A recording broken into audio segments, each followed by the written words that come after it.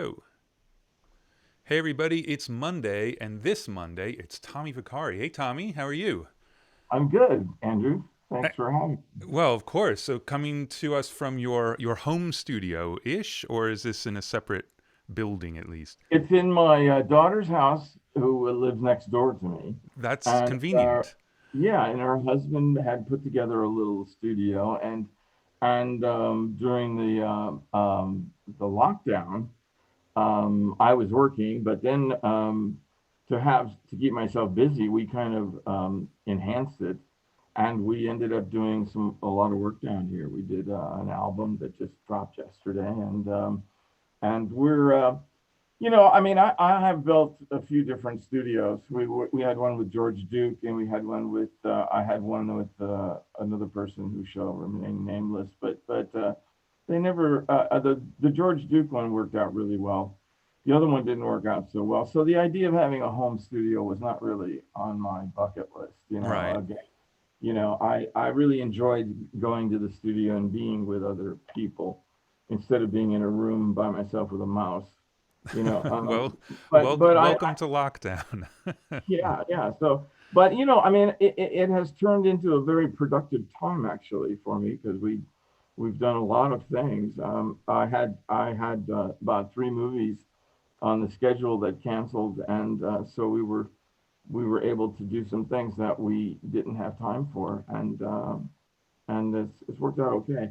But it's right next door, so I can just walk down the stairs and come into the studio, and he's got some really nice little equipment in here, and we have a Logic and Ableton and Pro Tools, and we have this little Neve front end and compressor, and as far as being we can be totally in the box, or we can come out, if we Right. want, you know. Great. So we have a few API outboard EQs and stuff like that. But I think it's nowadays it's much more convenient to stay inside, you know. Yeah, I would agree. I would agree. But let's talk about you, not about your gear, cuz as you know, cuz I know you've watched a few of these. I like to go all the way back to the beginning because while everyone feels like they've sort of told the story about how they got into it and stuff, there's always some things about how, like, one of the things I love to know is how people even discover that making records is a thing. Some people, it's in the family. Some people have a relative who owns a studio, things like that. Like Al obviously started at his uncle's studio. But I know, like, one of your first jobs, you were in the mailroom at Capitol. But what got you there? How did you end up with a job at Capitol? Did you work at Capitol because it was Capitol, or did you work there because it was a job? Andrew, I have no recollection of how the hell I got to Capitol Records. That's one thing I can tell you all the way back to my childhood, what I was thinking. But for the life of me, I can't figure out how I got the opportunity to be in the mailroom at Capitol.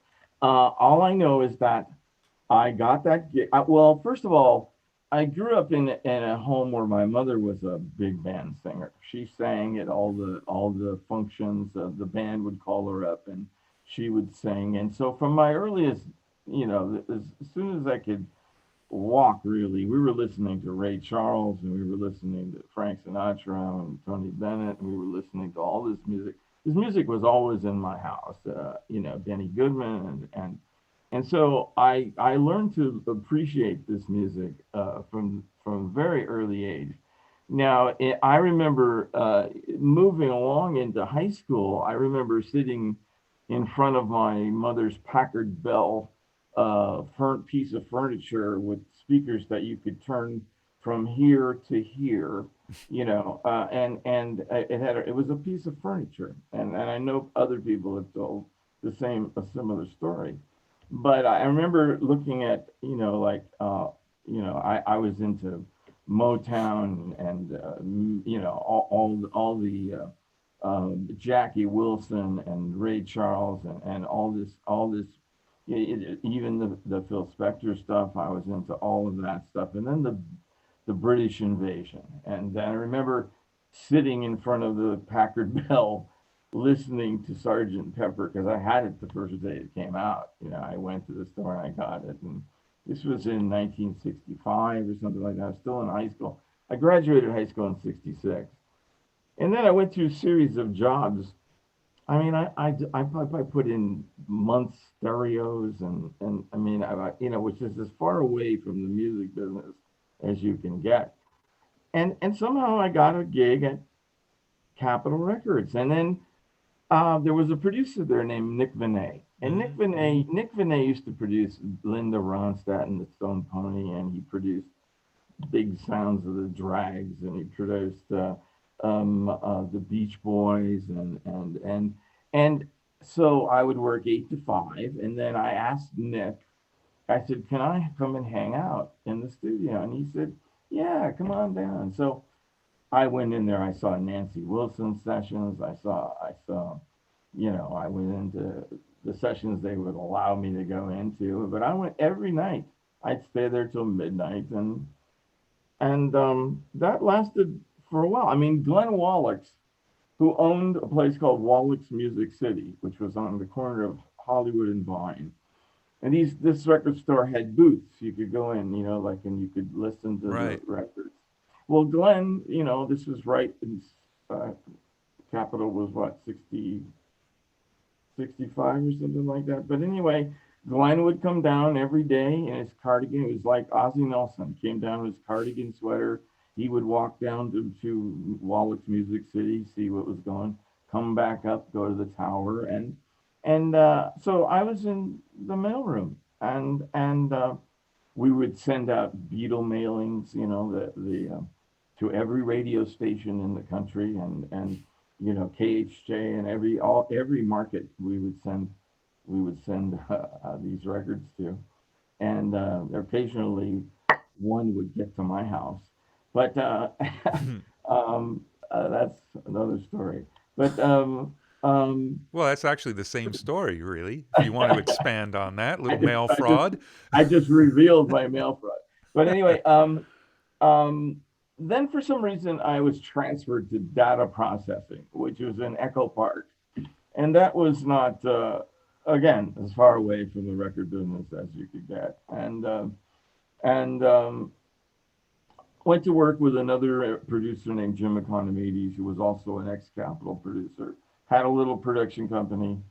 Didn't do much, but our secretary, um, this lady, her daughter was Jerry Moss's secretary, and Right. she said that she could get me an interview at A&M.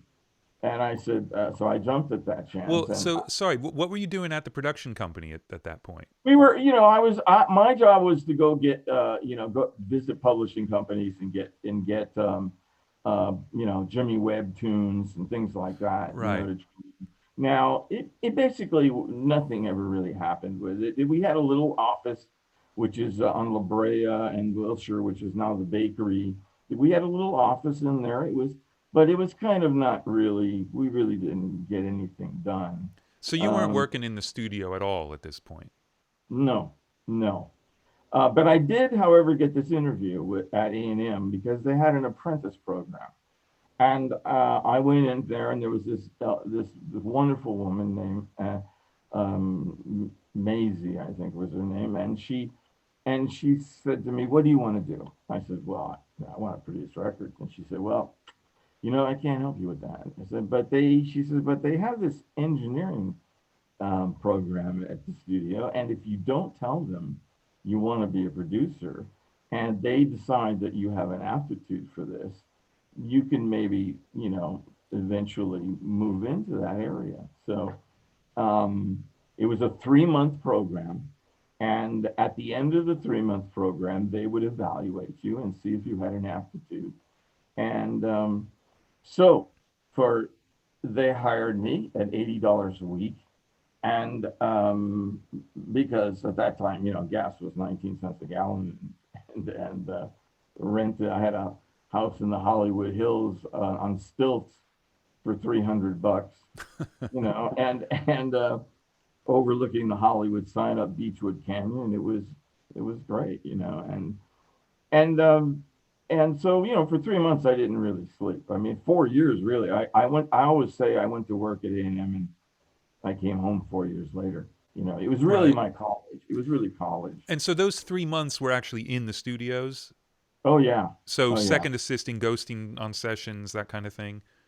Yes. Getting coffee, moving Scullies, big Scullies, 8 tracks, 16 tracks, and the 16 tracks were quite, large pieces of gear. Right. And then we would move them in and out of studios as we needed them. And, so at the so I got to work behind these great engineers. I mean, Phil Ramone came in, and there was Dick Bogert, and there was Ray Gerhardt, who did the Carpenters, and Dick did Harry Nilsson, and Hank Sicalo, who did Tapestry, and Larry Levine, who did all the Phil Spector records. Right. And A&M at that time was really kind of built after Gold Star. It was kind of built like in the reflection of Gold Star, because that's where Herb and Larry had all their success. The Lonely Bowl and all of that. And so it started off with an 8 bus board, and and very shortly we were in a 24 track world with an 8 bus board, and the studios had 8 604s, Altec 604s across the top. So Wow. you could put an instrument on every speaker. Now, of course, it never ever sounded like that again. I That don't know sounds why. like the I can't remember. Is it Magic Mike who built the Beatles studio and he did exactly that? And they're like, "What are you doing?" Yeah, So I mean, it was I mean, look, there was a lot of hit records made on those speakers. tons. But even when they built the mix rooms had two 604s on pedestals.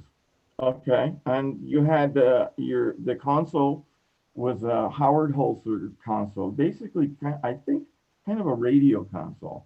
You had a choice of top end of 12, 10, and 7, and the bottom was 50, 200, and 100, which I thought were, I don't know why anybody wants 200, but anyway, and that was it. And there was, of course, no automation or anything like that. I got to, so Hank Sicalo basically took me under his wing. He said, "Kid, come with me, and you're going to be my guy." And so I was assigned to set up the studio. So when he walked in and he sat down, everything was plugged in, everything was ready to go. Um, A&M was kind of like Abbey Road in the sense that they didn't want you aligning machines and stuff like that. If Right. there was anything that involved that kind of thing, they wanted you to call maintenance. They wanted to make sure that I mean, Henry Louis gave us. I was going to bring it to show it to you. I still have it. He gave us these little screwdrivers that you could adjust the azimuth, and well, Roy, the head of maintenance, said, "Take that, put it away. I don't want you to use that." You know, and we never did. We just would something was up, we would call maintenance, and they would come in and fix it. But A&M was just an oasis in the middle of Hollywood. And every day you went to work, and it was Joni Mitchell, it was Burt Bacharach, it was, Cat Stevens, it was Joe Cocker, it was Herb Alpert, it was Barbra Streisand, I mean, it just went on and on and on. Every day you were in this amazing place where all this music was happening, all different kinds of the Chipmunks. I mean, Right. the guy, yeah, I know you were talking about it the other day with somebody, but I mean, I think it was with Bruce. But anyway,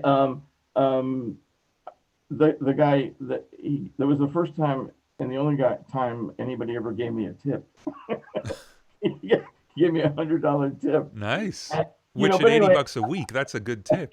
yeah, well, I made a little overtime, but anyway, it was an amazing place. It was just an So, amazing. because I think you've got a tape op credit on Mad Dogs and Englishmen, right? Yes. Yeah. So which because a friend asked me, so I have to ask you, which Joni Mitchell stuff did you get to actually work on any of her records? And do you Yeah, remember well, which okay. ones? So A&M was like, there were like A, B, and C, Mm-hmm. and there was a hallway, and Henry would come out and say, what are you doing?"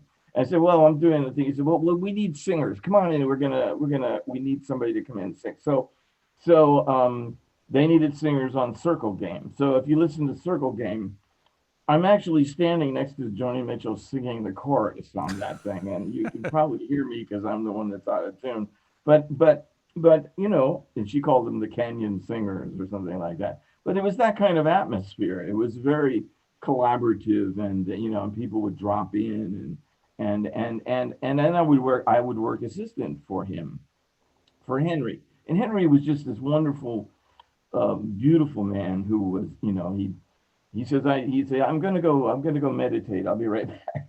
And then he would start his session, and he would literally stand at the console while he was mixing. He'd run it a few times, and he'd turn around to me and go, "Okay, roll it." And I go, "What?" He said, "Just roll it. I'm ready." And those records sound great, Yeah. and he did it that quickly. And actually, he came to me one time and he said, "I need a mic that Joni can sing and play at the same time, directional mic." And at that time, we had one SM7 in the building, and I used to use it for Paul Williams. I was working on Paul Williams records, and that was his microphone. And so I said, "Well, try the SM7." So he tried it. He says, "I love that microphone." So he booked it so no one else could use it. And so that was, I'd have to, so I was unable to use They it probably after could that. have afforded another one, you'd think. It was only $200 or whatever the hell. Exactly. I could have bought it myself, but that was not the deal in those days for some reason. I have tons of microphones now, and that's I spent my money on microphones and speakers, and I do have a an iLock and plugins and all that stuff now, but most of my equipment is GML preamps, and which I use every day. Every time I go into the studio, I've had it for 20 years, and I used it before when it was ITI. I know that. That is just one of my go-to things I use all the time, and so yeah. So after 2 years of being I was in the room. Oh, Joe Cocker. Okay, Joe Cocker. We Henry was going. They recorded that band before they went out on the road. Okay, this is one night they set up in Studio A. I'm talking Delaney and Bonnie and friends. I'm talking Nicky Hopkins. I'm talking Bobby Keys. I'm talking Leon Russell, Joe, and Jim Gordon and Jim Keltner, and they're all in studio and they're set up like a band, Wow. and they're rocking, and they're just rocking. There's kids and dogs, and it's just unbelievable. And Henry says, "Go out and adjust the mic under Leon's piano," and I'm under the piano putting the microphone under Leon Russell's piano, and I'll never forget that night as long as I live. It was just the most amazing experience of my life, and they were just tight, and Joe was amazing. And at the end of the night, after everybody left, Studio A was filled with garbage about waist high, and I was sitting in the middle of it at 6 in the morning, and I had to clean it up. And I thought, well, welcome to the music business. Yeah. Now I you know? gotta ask you. I don't often go down the tech road, but miking under the piano. So is this a bleed thing, or what was that about? Yeah, well, there was, 100 people in the room. So he was trying. I believe he had mics, on top in the piano as well. But Right. he had sometimes we used to put something underneath, and I don't know what you didn't get much out of it. You didn't get, but Right. It's like that extra mic in the sound hole kind of thing. yeah, Just like get a he mono would try thing. it, or like with Billy Preston, he used to kick the piano a little bit so you get that sound, but you got two drummers, you got Keltner and Jim Gordon, Carl Radle, and it was just an amazing experience, and we recorded it, and at some point I had a tape of it, and I don't know, somehow it got misplaced or lost, and because I think some of it actually made the record. I think maybe even the letter, because at the end of the letter, there's about three people that clap on the album. I don't Right. know.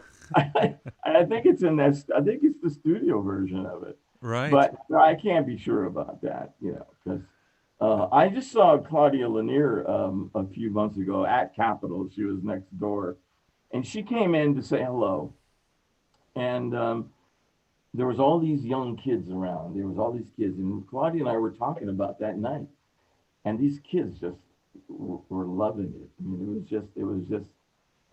was just, and she's still just beautiful, beautiful woman, and who she's teaching now and things like that. But it was a magical night. It really was something. That's one of my fondest I'll memories bet.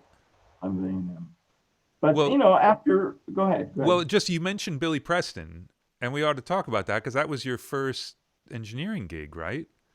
Well, the first one actually was with Paul Williams, and when you were talking, what happened was is I was assisting Bruce and Paul, and I was at the Scully 16 track, and at that time we would mark the tape with white pencil at the verse, chorus, and as it went by. Okay, this is the chorus. This is the and so I remember Bruce turning to Paul and saying, I can't come in tomorrow because I have to do the doors. And so Paul said, well, who can we get? And just like on cue, the two of them turned around and looked at me, and I did one of these, like, and so I started with that. Yeah, that was the first. Bruce did that. So one day after that, sometime after that, I came. It was about 2 years in, and I came to the studio, and they said Sandy Smart, who was the worked in the office. She said, Tommy, there's this session. Nobody wants to do this session. You want to do it? And I said, well, who is it? And they said it's Billy Preston. I said, nobody wants to do Billy Preston. Yeah, I said, what's are up you with kidding? that? I have no idea. I have no You idea. never found out why no one wanted to do it. I didn't care. I said, yeah, I'll do it. Sure, I'll do it. And so we went in, and we cut all these tracks. There was the first hit was the instrumental "Out of Space," which was just called Jam, and they needed a title, and at that time the hip phrase was "out of sight," and so I said, well, why don't we call it "Out of Space," and so they put it out on the B side to a single, and some disc jockey in Chicago turned it over, and the record went to number one. Wow. So I thought, well, well, there's nothing to this, Yeah, it's easy. yeah, I said, well, which of course is just ridiculous. It's not true, and then I went on to do all, Will It Go Round in Circles, and every record up until Nothing from Nothing, Yeah. because then Bob Margeloff and Malcolm Cecil kind of, after doing Talking Book, they kind of talked Billy into going that way. But I did all those records, and I mean, he was just an amazing, amazing talent. And Yeah. that first record I wrote, A Simple Song. Um, we did a string date on Friday night, and then we went back in the room, in the mix room, and we mixed Saturday, and we finished the whole album on Sunday morning at 6 o'clock. And at 1 o'clock, I was booked to come back with George Harrison in the concert for Bangladesh. Wow. I was just, I was totally fried. I was totally fried. And I remember walking to the studio going, okay, this is what you always wanted to do. And all you want to do is go home and go to bed. you know? So, but I did it. I went and I worked with on that record for a week. And then at that time, because I was a staff engineer, my vacation came up, and then Norm Kinney kind of took over and then became George's engineer. So Right. so that's how it happened. But Billy was, and Paul Reiser did a lot of the arrangements, who did a lot of the Motown things. Yeah, yeah. I mean, it was George Harrison came in and did did some overdubs on it, and Mick Jagger came in with Charlie and hung out, and Phil Spector came in every so often, and told me to turn it down. I hope you And turned I it thought, turned it up. yeah, yeah, I thought, well, I said to him one time, I said, well, it kind of worked for you. I don't know, but I was young and brash, but anyway, That's amazing, though. I mean, you got to wonder why no one wanted to do it because it's not like he was mean either. He's a super nice no, and guy. he was the fifth Beatle for Christ's sake. I mean, Exactly. he was I mean, this was, and not only that, but here's a kid that was on the Nat King Cole show at 11 playing B3, one of the most distinctive B3 players Yeah. in the world. Yeah. I mean, and there are many, but he had his own thing, and the way he played piano. I mean, come on, I had 452s on the piano, and that was it. And he just kicked the hell out of that piano. And I probably didn't even need mics. Just get it It was near a tape played so machine. loud. Yeah, push the tape machine towards the glass and you'd pick it up. It was like it was the kind of thing too, because we were 8-track, right? And so we would do things like, all the drums would be kick and then drums, and then Manuel, the drummer, we'd always have this thing where he just tell me, put your wallet. I'd tell him put his wallet on the snare and so make it, deaden it a little bit. And I mean, and I, yeah, it was great. And from that point on, I started doing some other interesting records like Gino Vanelli Yeah. and those kind of things. And I stayed there for another 2 years, but that was really my college, because I was actually in the studio doing it. I was in the room when they made Tapestry. I mean, I didn't work on it, but I was in the room when I witnessed this thing going down. I'm going, this is a huge record. I mean, this is history in the making. Wow. And this kind of thing would happen every day. Sergio Mendes and Cat Stevens came in and tried to do Peace Train, and then of course he went back to England to do it with Paul Samuel Smith, but I mean, I helped him mix. At that point, there was this Sansui quad thing, and we were mixing in quad, and Right. I was assisting him, or actually I was engineering really at that point. I was, and we were mixing in quad, Catch Bullet 4, which is one of the records that he Yeah. did. Yeah. And, I was doing demos with Ambrosia. I did the Ambrosia and demo that later went on to be a big hit. A&M turned it down. So the point is that you were right in the middle of where it was happening. Kind of like being at Capitol Records, I mean, but A&M was, the largest independent record company in the world. And Yeah. Well, so what made you decide to leave then? well,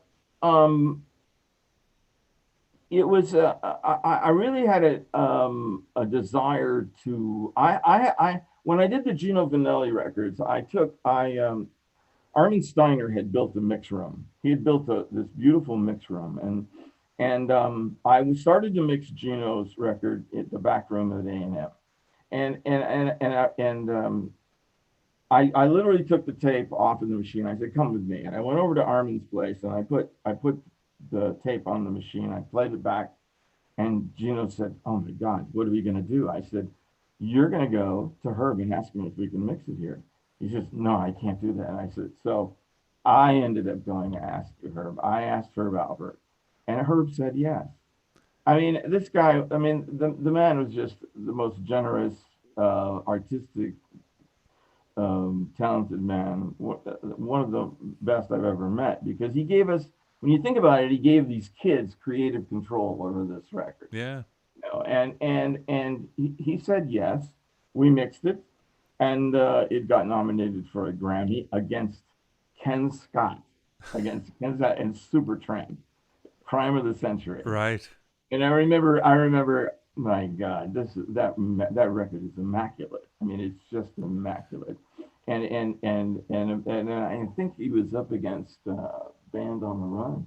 So guess who won? Yeah. But to be in that company, was pretty impressive. I thought. And how did you find out about Armin Steiner's place? If you're like living and breathing A&M, I mean, it was close, right? It was around the corner.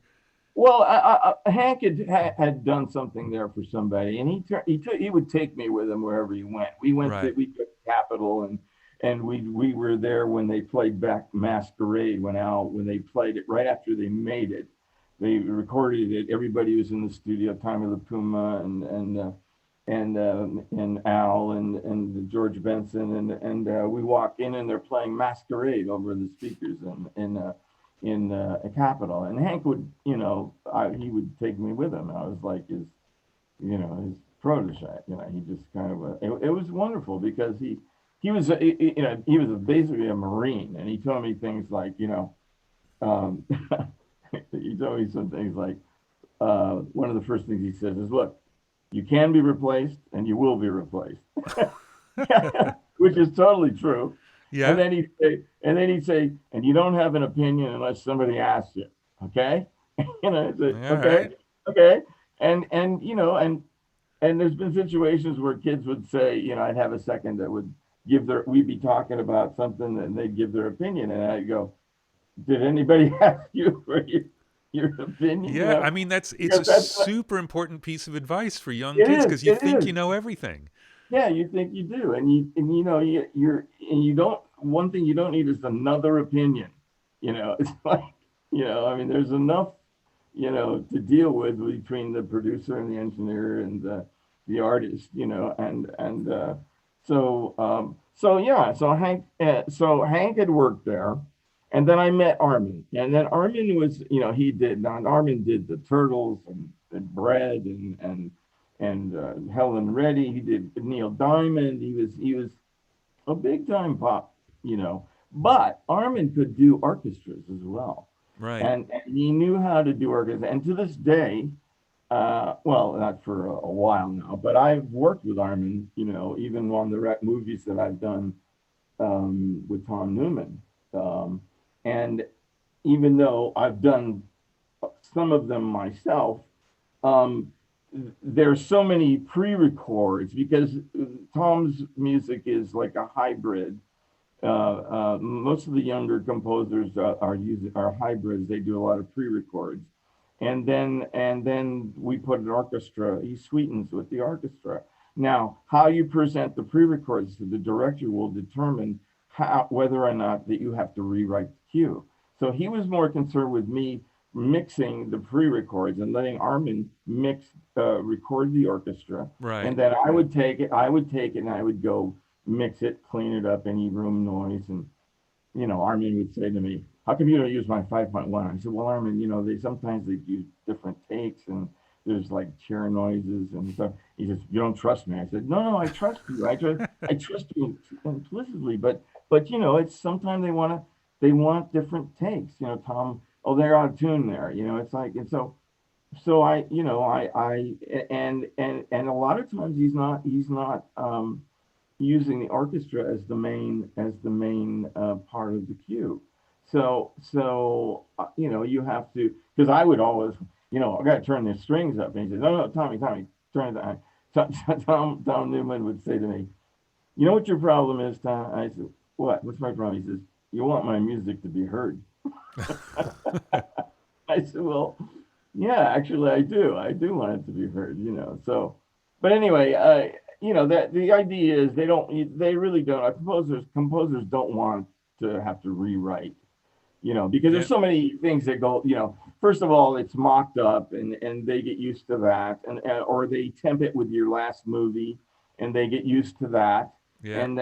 and so they get accused of, oh, you're just repeating yourself from Road to Perdition, and so they in order for them to express themselves and do something that's different, they have to intellectually say, okay, this is why this works, and this is why. Now, I've seen it work, and I've seen the guy go, no, no, do it again. So there are directors that come in and they go, yeah, great, next, great, next. And then there's other directors that come in and they're more specific on what they want. And so you have to deal with that. So you not only have to compose the music, perform the music, you have to defend the music, Yeah.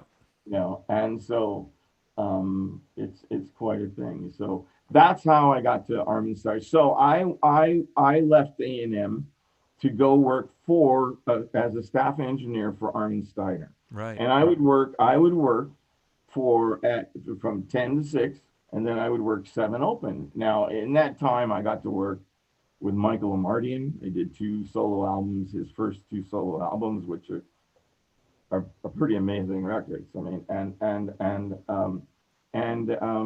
I did that for a whole year.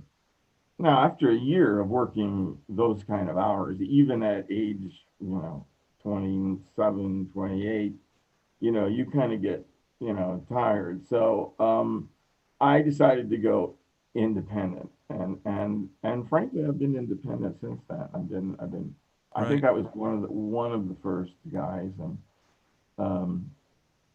I think Bill Schnee was independent, and of course Bruce was affiliated with Elektra, and all of the things that he talked about, but yeah, I got to learn, and the thing was is you learn from, like, when I was at A&M, I would take my mixes into Bernie Grundman. He was right there, and I'd go, Bernie, how's this mix? And he'd say, okay, and at that time the room was a little funny, so he says, need more bass. He says, no, stand in the corner.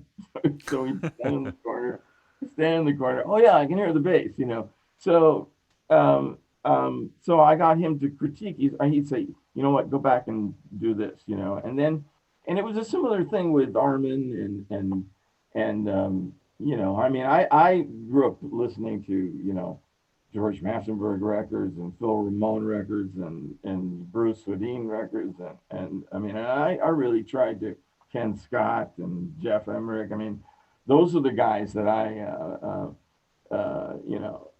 I wanted to be like. I wanted to be like that. So I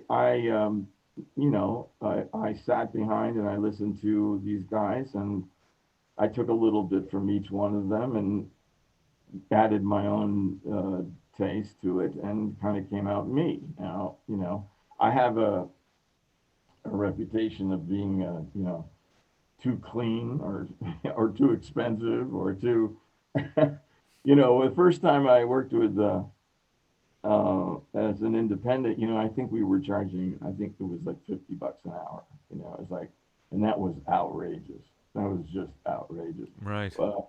I was doing uh, well, the Gino Vanelli stuff. I did 2 albums with him, and we did them both at Sound Labs, and we recorded at A&M. We did them at mixed them at Sound Labs, and they both got nominated for Grammys for engineering.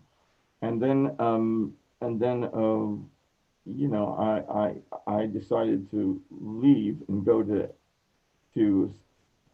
Armin's place, and I was asked twice to go back to A&M, but I really wanted to learn how to record orchestra. I wanted to, expand, Right. and then, so anyway, I was in San Francisco, getting to another point before the George Duke era. I mean, I was in San Francisco doing a record called Moonflower for Mm-hmm.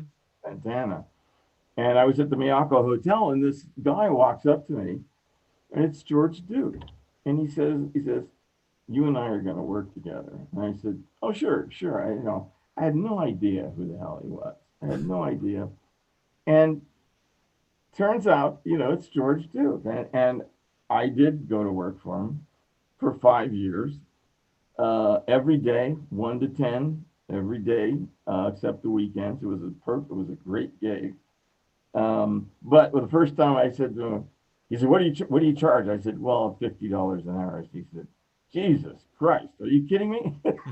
I said, well, George, I mean, it's not that much money, right? But even, well, when I did Star is Born, the Barbra Streisand one, the a scoring mixer at that time was making 17.50 or something like that, Right. 17.50 an hour.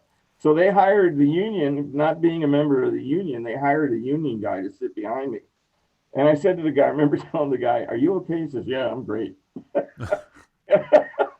And they got special permission for me to.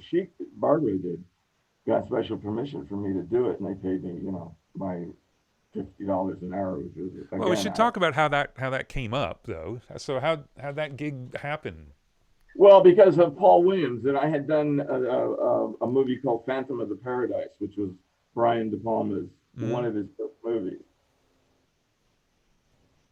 and Paul was hired to do the music, the lyrics for, and the music for Phantom of the Paradise, and we did that, and then he was hired to do Barbara's movie, and I think that movie, the legend is that they wanted Elvis to do it, and Colonel Tom wouldn't let him do it.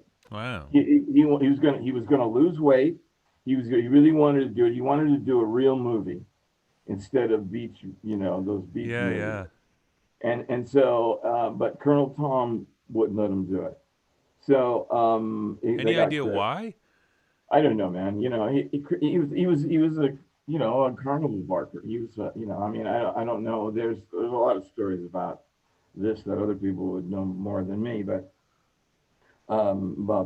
about how he got all those songs, Teddy Bear and all that stuff, and then but anyway, I mean you didn't get an Elvis song unless you gave him the publishing. I mean it was kind of commonplace. I mean Christ, and Roy Orbison had to re-record all his music. He didn't own any of the publishing of it, Right. and so Jackie Wilson. There's stories about that. The more I mean, Cashbox used to have record business uh, and slot machines in there. It was definitely Right. Right. Well, at least he's out in you the know open about it, I suppose. it's out in the open. I'm not breaking any news here. No, no. Uh, uh, but yeah, so I got that movie because of Paul. Paul did it, and I worked with Phil, and we recorded all the songs that she did in the clubs, and then Dan Wallen did the live recording and stuff like that, and I think that I don't exactly know who did the mixing on it, but I recorded Evergreen. I recorded all the songs and in the clubs, and so that's how I got them. That's how Right. that's Did and you then I went on to do, excuse me, I went on to do, a couple other records with her, Superman, this record, Superman, and then another one. And then I did Yentl with her, right? and, and, uh, and I think, I can't remember what else, but there was a few. We got along fine. I mean, she's a perfectionist. She's really, she knows what she wants, and she would get upset if the mechanics didn't work right and stuff like that. Like the merge points on NECAM one, or why does it do that? I hate this console. I like, well, there's it's like so I'd have to explain it to her, and but she was fine with me. I had no problems with it. You Right. know. So you met George Duke in the lobby of the hotel, but you didn't go to work for him right away, right? Because you had a little their trip up to Sausalito in, was it '78, to work with Prince? Yeah, well, at that same time, it was an interesting trip, yeah, actually, because I got a call from Lenny Warner Brothers, Lenny Waronker at Warner Brothers. He says, "I'm going to send you a tape," and I said, "Okay," and so he sent me a cassette of this kid that he was thinking of signing, so the story is I had worked late that night and I was sleeping, and my wife had got the tape and put it in my little car at the time, and she drove around the city. It was a little convertible, and she drove it around the city, and she comes into my bedroom, and she pokes me and says, "Get up." I said, "What? What?" She says, "Get up." And so she puts the cassette into this little boom box, and for those who don't know what that is, it's a little machine that you plays cassette tapes. And it was Prince. And so I said, who the hell is this? And she said, well, this is what Warner Brothers wants you to do. And so I listened to it and I said, well, this is this is historic. This kid is really something. So I called my then manager and I said, call Warner Brothers, work this out. He calls me back and he says, you know what? Don't do it. The deal's not right. I said, no. Just work it out. I don't care what the deal is. Just work it out. I want to do this. So, what I didn't know at the time was there was this bidding war going on. There Right. was this bidding war from, I guess A&M was involved and Maurice White was involved and there was a lot of people, but he didn't want. He didn't want. So Lenny said, well, I got this. Why don't I get you this engineer? And it was right after the Vanelli record. So I had some, credentials by that time. And yeah, I called him back and I said, yeah, I'll do it. So we went to Minnesota. I went to Minnesota to meet him. He had an apartment. He had a 1-bedroom apartment. I knocked on the door, opened the door, and there was nothing in the room, nothing in the apartment, but 45s nailed to the wall of the living room. 45s. He had nailed all these 45s to the wall. He had a water bed in the bedroom, a poster of Chaka Khan, and garbage all over the place. It was just like a kid, 17-year-old kid. It was just Yeah. like a kid's bedroom. And I said to him, I said, why don't we go out? So we went out, and we went to the movies. We went to the movies, and we went to see Star Wars, and we As went you to the do. theater, as you do, and we went, and because I was traveling, I had $100 bill, and I gave it to the woman at the cashier, and she says, I can't cash that. Go on in. And so there's nobody in the theater but me and Prince, and we're What? sitting in the first row because as kids do, we're sitting in the I'm sitting here, he's sitting here, and we're watching. And as soon as that spaceship comes overhead, we kind of look at each other and do a Wayne's World, like, whoa, it was just a funny thing because it was we I ended up, a long story. They wanted to do the record in Minneapolis. So they were going to do it at Sound 80. Sound 80 is a good studio, very good studio. They did Blood on the Tracks there. It was nothing wrong with the studio. But what they did do is they put in a new console. And so I was going to be beta testing the room while I was producing this kid. And whenever there's a new console, there's the issues. I'd hit the EQ and a toaster would pop up. I mean, Right. it was just That's a things. good feature. That's something I would pay money for, actually. It is a good feature now that I think of it. But it should be on an auxiliary, That's true. not an EQ. But it was. I was a little uncomfortable, and to me, this was a very important record as far as I was concerned, and I wanted to be comfortable, and but anyway, at that point, there was a phone call, and Lenny called me, and I walked into the mailroom again in the mailroom, at Sound 80. And he's on the phone with me, and Prince is standing right next to me, so he can hear what we're talking about. And Lenny says to me, "Is he for real?" And I said, "Yeah, he's for real, totally for real." And so, long story short, I tried to, I went to I went to San Francisco, and I had done some work at the Automat. So I went there first, and I said, "Look, I got this kid, and he wasn't real enthused about it, and David Rubens, he wasn't too enthused about it. So I said, okay, okay. So I went to the record plant, and they were, and by the way, Sly had a room there, Yeah, yeah, which Prince must have been pretty excited about. the pit. It was called the pit. Yeah, It looked yeah, like with the outboard gear above his head. Yeah. yeah, you sat around on this console was sunken in the floor, and they all sat around on this ledge and played, and he had a bed that looked like the Rolling Stones logo, and the tongue was the bed, and I mean it was a little bit creepy in a way, But it was the but 70s. it was the 70s, and they were, yeah, I mean the 70s, and they were Westlake rooms. They were nice rooms. They had API consoles, and so we rented a house in Marin County, and me trying to fit in and be cooperative, I said, well, I'll just stay with you guys. And that was, never do that again, never, because you can never go home.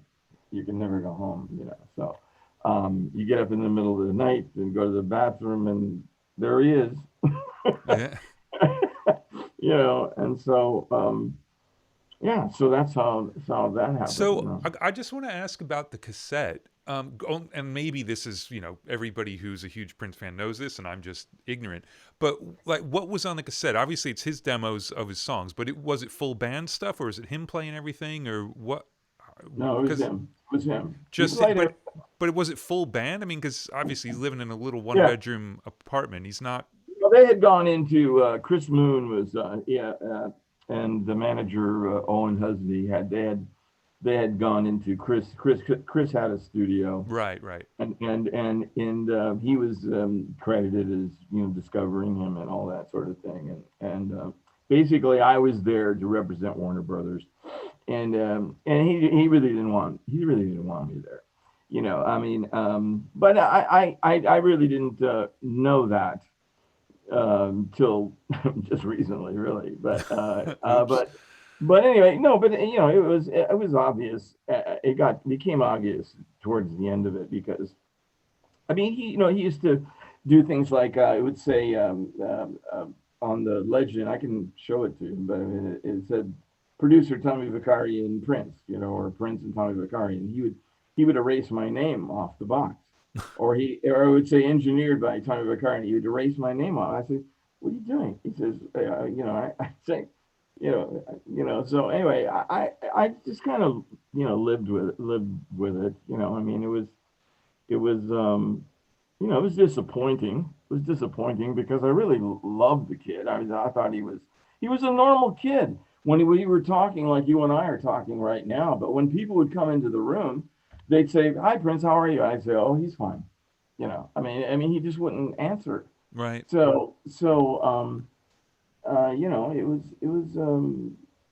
was a challenge. So we'd work. We'd start with a click track with a Uri click track. He'd play guitar, and then he would, we'd start building on that, and after a week or two, we'd have a song, and then we'd go on to the next tune, and it went on like this for like 6 months. Well, 1 in the afternoon till 6 in the morning, and then one night, Steve Fontana, the second engineer, comes in and he says, and Prince is playing bass, and he's a dynamic bass player, as every know, and on this song, Just as Long as We're Together, and so he says, anybody want to talk to Chaka? She's on line one, and so Prince puts the bass. I says, Chaka's on line one. I said, yeah, she's looking for Sly, and so I said, he says, so I said, pick it up, pretend you're Sly. So, so he picks it up. He goes, "Hey, baby, what's happening?"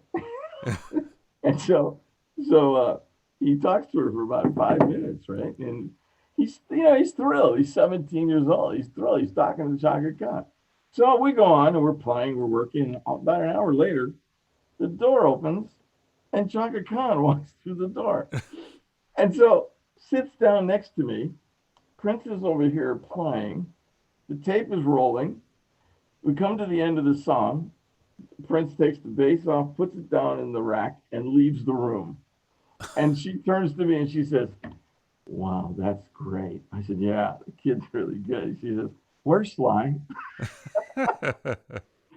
Said, "Well, okay. There's the 45s and the waterbed and the poster and and when you were on the phone, it's like I mean I had to fess up, I was like and she was kind of amused by it, but the people that came with her were not so amused. They had other things on their mind, and so that's how that happened. I mean, And so, did and Prince, as Sly, say, "Come on down to the studio"? no, it was just it was just random, Yeah, yeah, yeah. chit chat, but it was, I thought here was a kid that just idolized this woman, and like you have to keep in mind he's like 17 years old, and so and Santana was one of his idols, Carlos was one of his idols, and I took him up to Carlos's house, and so I had borrowed drums from Graham Lear, who played who was then playing with Santana, and then was in Gino Vanelli's band, and we got, I mean, I got a bunch of instruments from a bunch of different people, and I was really, trying to help the kid do it. I mean, the legend was, I for about 40 years, I even talked to Lenny about this.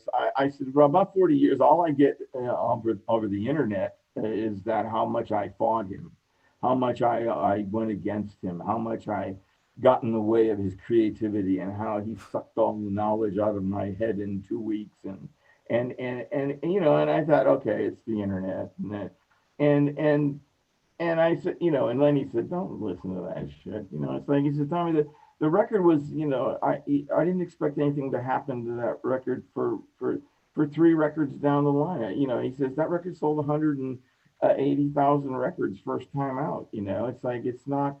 But the thing that really was disappointing was the first time the single came out. I heard it on the radio, and it wasn't my mix. He had gone in and remixed it with somebody else, and it failed, Right. and so that was disappointing. And then about 20 years later, on the greatest hits record, he put my mix on the record with my name on it, and I thought, okay, well, that's as close as he could come to saying, Yeah. you know, Oops. yeah, yeah, yeah, yeah. But it was, I thought, look, this is when I heard him, I thought this kid is, I mean, it turned out to be one of the most important artists of the last, what, 40 years, Yeah. and I knew it. Someone asked me, well, how did you know? I said, you just know. I Well, mean, your wife knew too. yeah, I mean, it was so obvious. I still have the demo, the Wow. original. I have a reel to reel, and I don't have the cassette, but I have the reel to reel, and I mean,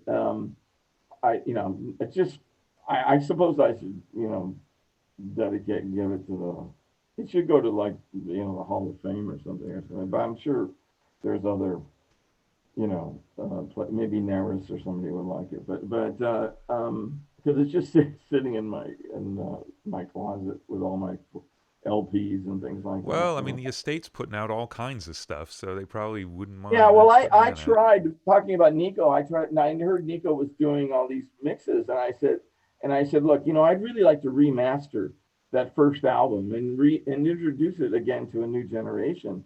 And so he put me in touch with Nico. Put me in touch with the guy that was in charge, and uh, I got a letter from Comerica Bank saying, "Thank you for your interest in our artist. We'll keep you posted." And I went, okay, never mind. It's okay. Wow.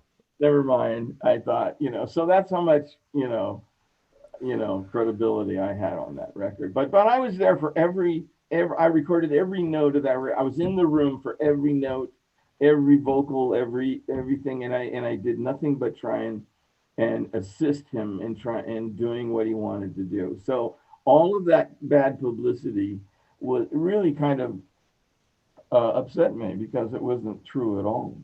I did get a chance to set the record straight because there is a film coming out, and I did you know, kind of set the, because I never did. I did one interview in 40 years with the Minneapolis Star, and I kept refusing, and they kept they wouldn't take no for an answer. So I said, okay, I'll do it.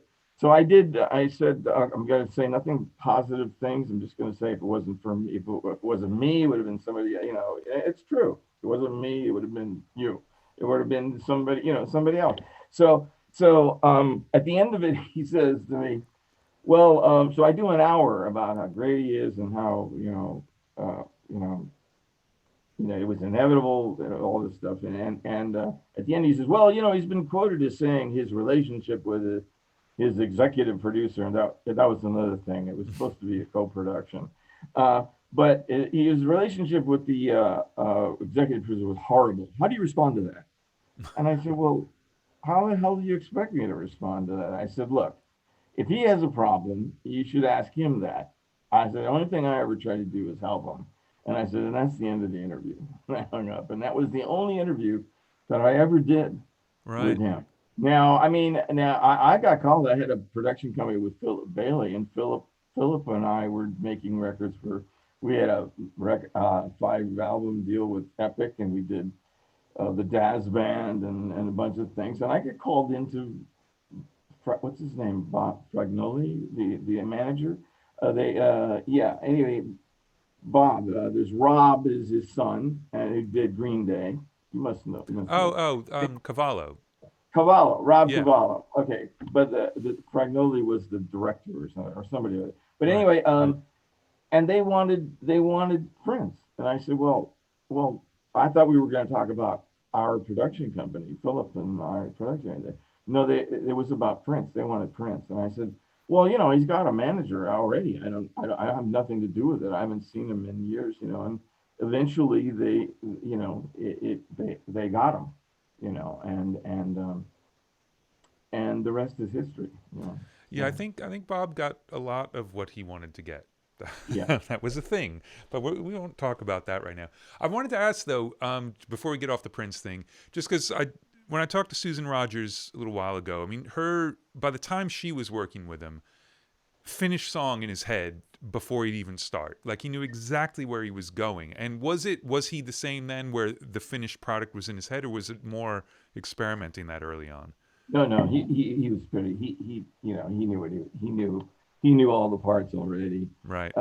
It was my job to help him do it and to plan it out so that we could, because we were 16 track, and we would do just like I used to do with Gino.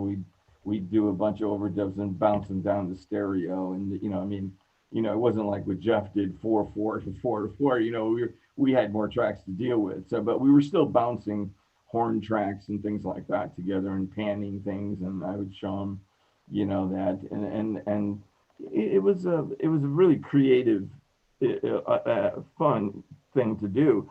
And like I said, I was in the room the entire time. I mean, every engineer in town, I worked with Prince. I had one guy come up to me. I was looking at a studio, and he says, Prince did his first album here. I said, really?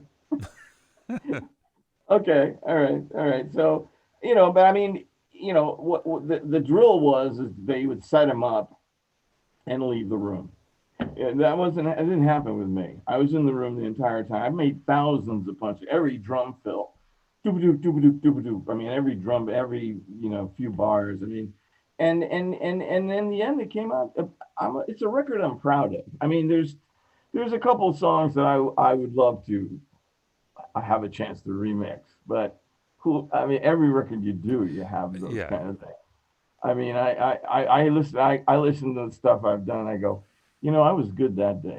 This day I wasn't so I wasn't so good that day. I had a bad day there, But it is what it is. At some point, you just there's circumstances you have to let it go.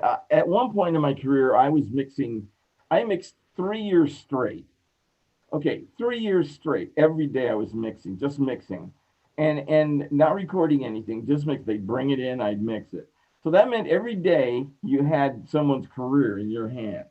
Okay, and if it's a hit, it was them, and if it was a miss, it was you. You Yeah. know, So after that point, I went, you know what? I can't do this anymore.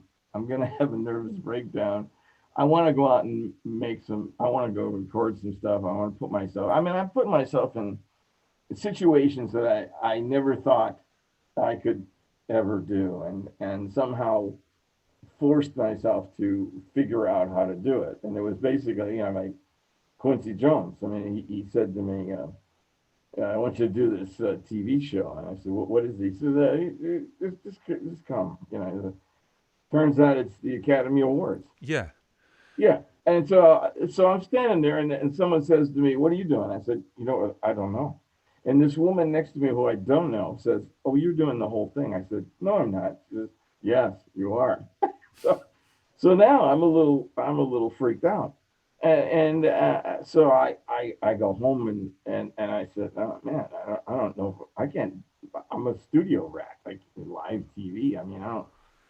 So I called ABC, and I said, can you send over the tape of last year's show? And it was the David Letterman show, and being Quincy Jones, they send it right over. They deliver it to the house, and I put the VHS into the machine, and everything corresponds like this. I said, well, hell, I can do that. So I mean, I had to learn, like he said, figure it out. You figure it out. Well, let's go back to the beginning of your relationship with Quincy. While we're talking about Quincy, Well, might that as well. he was always, one of my idols, and I was at Fantasy working with George Duke, and Quincy came by, and I was working with Jerry Hay and all those guys who were working all the Michael Jackson records and working with Quincy, and Jerry. I mean, well, Jerry will tell you. I was producing Patrice Rushen on, and we hired the Sea Wind Horns. That was the first date they had done in Los Angeles, and me and my uh, uh, arrogance at the time said, I think I can get your work. And which he reminds me of all the every time he sees me. But anyway, they went on to be, tremendously successful, and just the greatest, horn section around, and at that time, and all those hit records, and so I would be working with George, and they'd say, well, Bruce does it this way, and I said, yeah, okay. I never really met him, and then one time he came up to Fantasy to visit George, and because we would record at George's studio, and then we'd go up to Fantasy in Berkeley, and we would mix. And it was kind of like we would isolate ourselves for a week, and week and a half, and just concentrate on the mix. And it kind of was good in that you didn't have distractions and stuff like that. You could concentrate, and the studios were good. The studios were really, really, really state of the art. And Quincy came in, and I met him there, and I introduced myself, and he looked at me and he said, "I know who you are." I said, "I know, really? Who am I?" "Well, tell me." Because it was so anyway. We did whenever Bruce was busy or something, he would call me. He started calling me. I'd do Patty Austin, or I did the Olympic gymnastics team for 1984, and I did. They even called me to for We Are the World. They wanted to do some touch ups on that, but I said, "Oh my God, I don't know if I want to go in on and because I knew how massive that was, and Umberto had done a really great job on it, and I really didn't want to mess it up. So anyway, that didn't work out. But I did start working on some big band things, like with Sammy Nestico at Basie and Beyond. I did this big band record. I started doing. And he would call me different times, but Bruce was his guy. Bruce was his guy, but I would occasionally, I would occasionally get to do things for him, and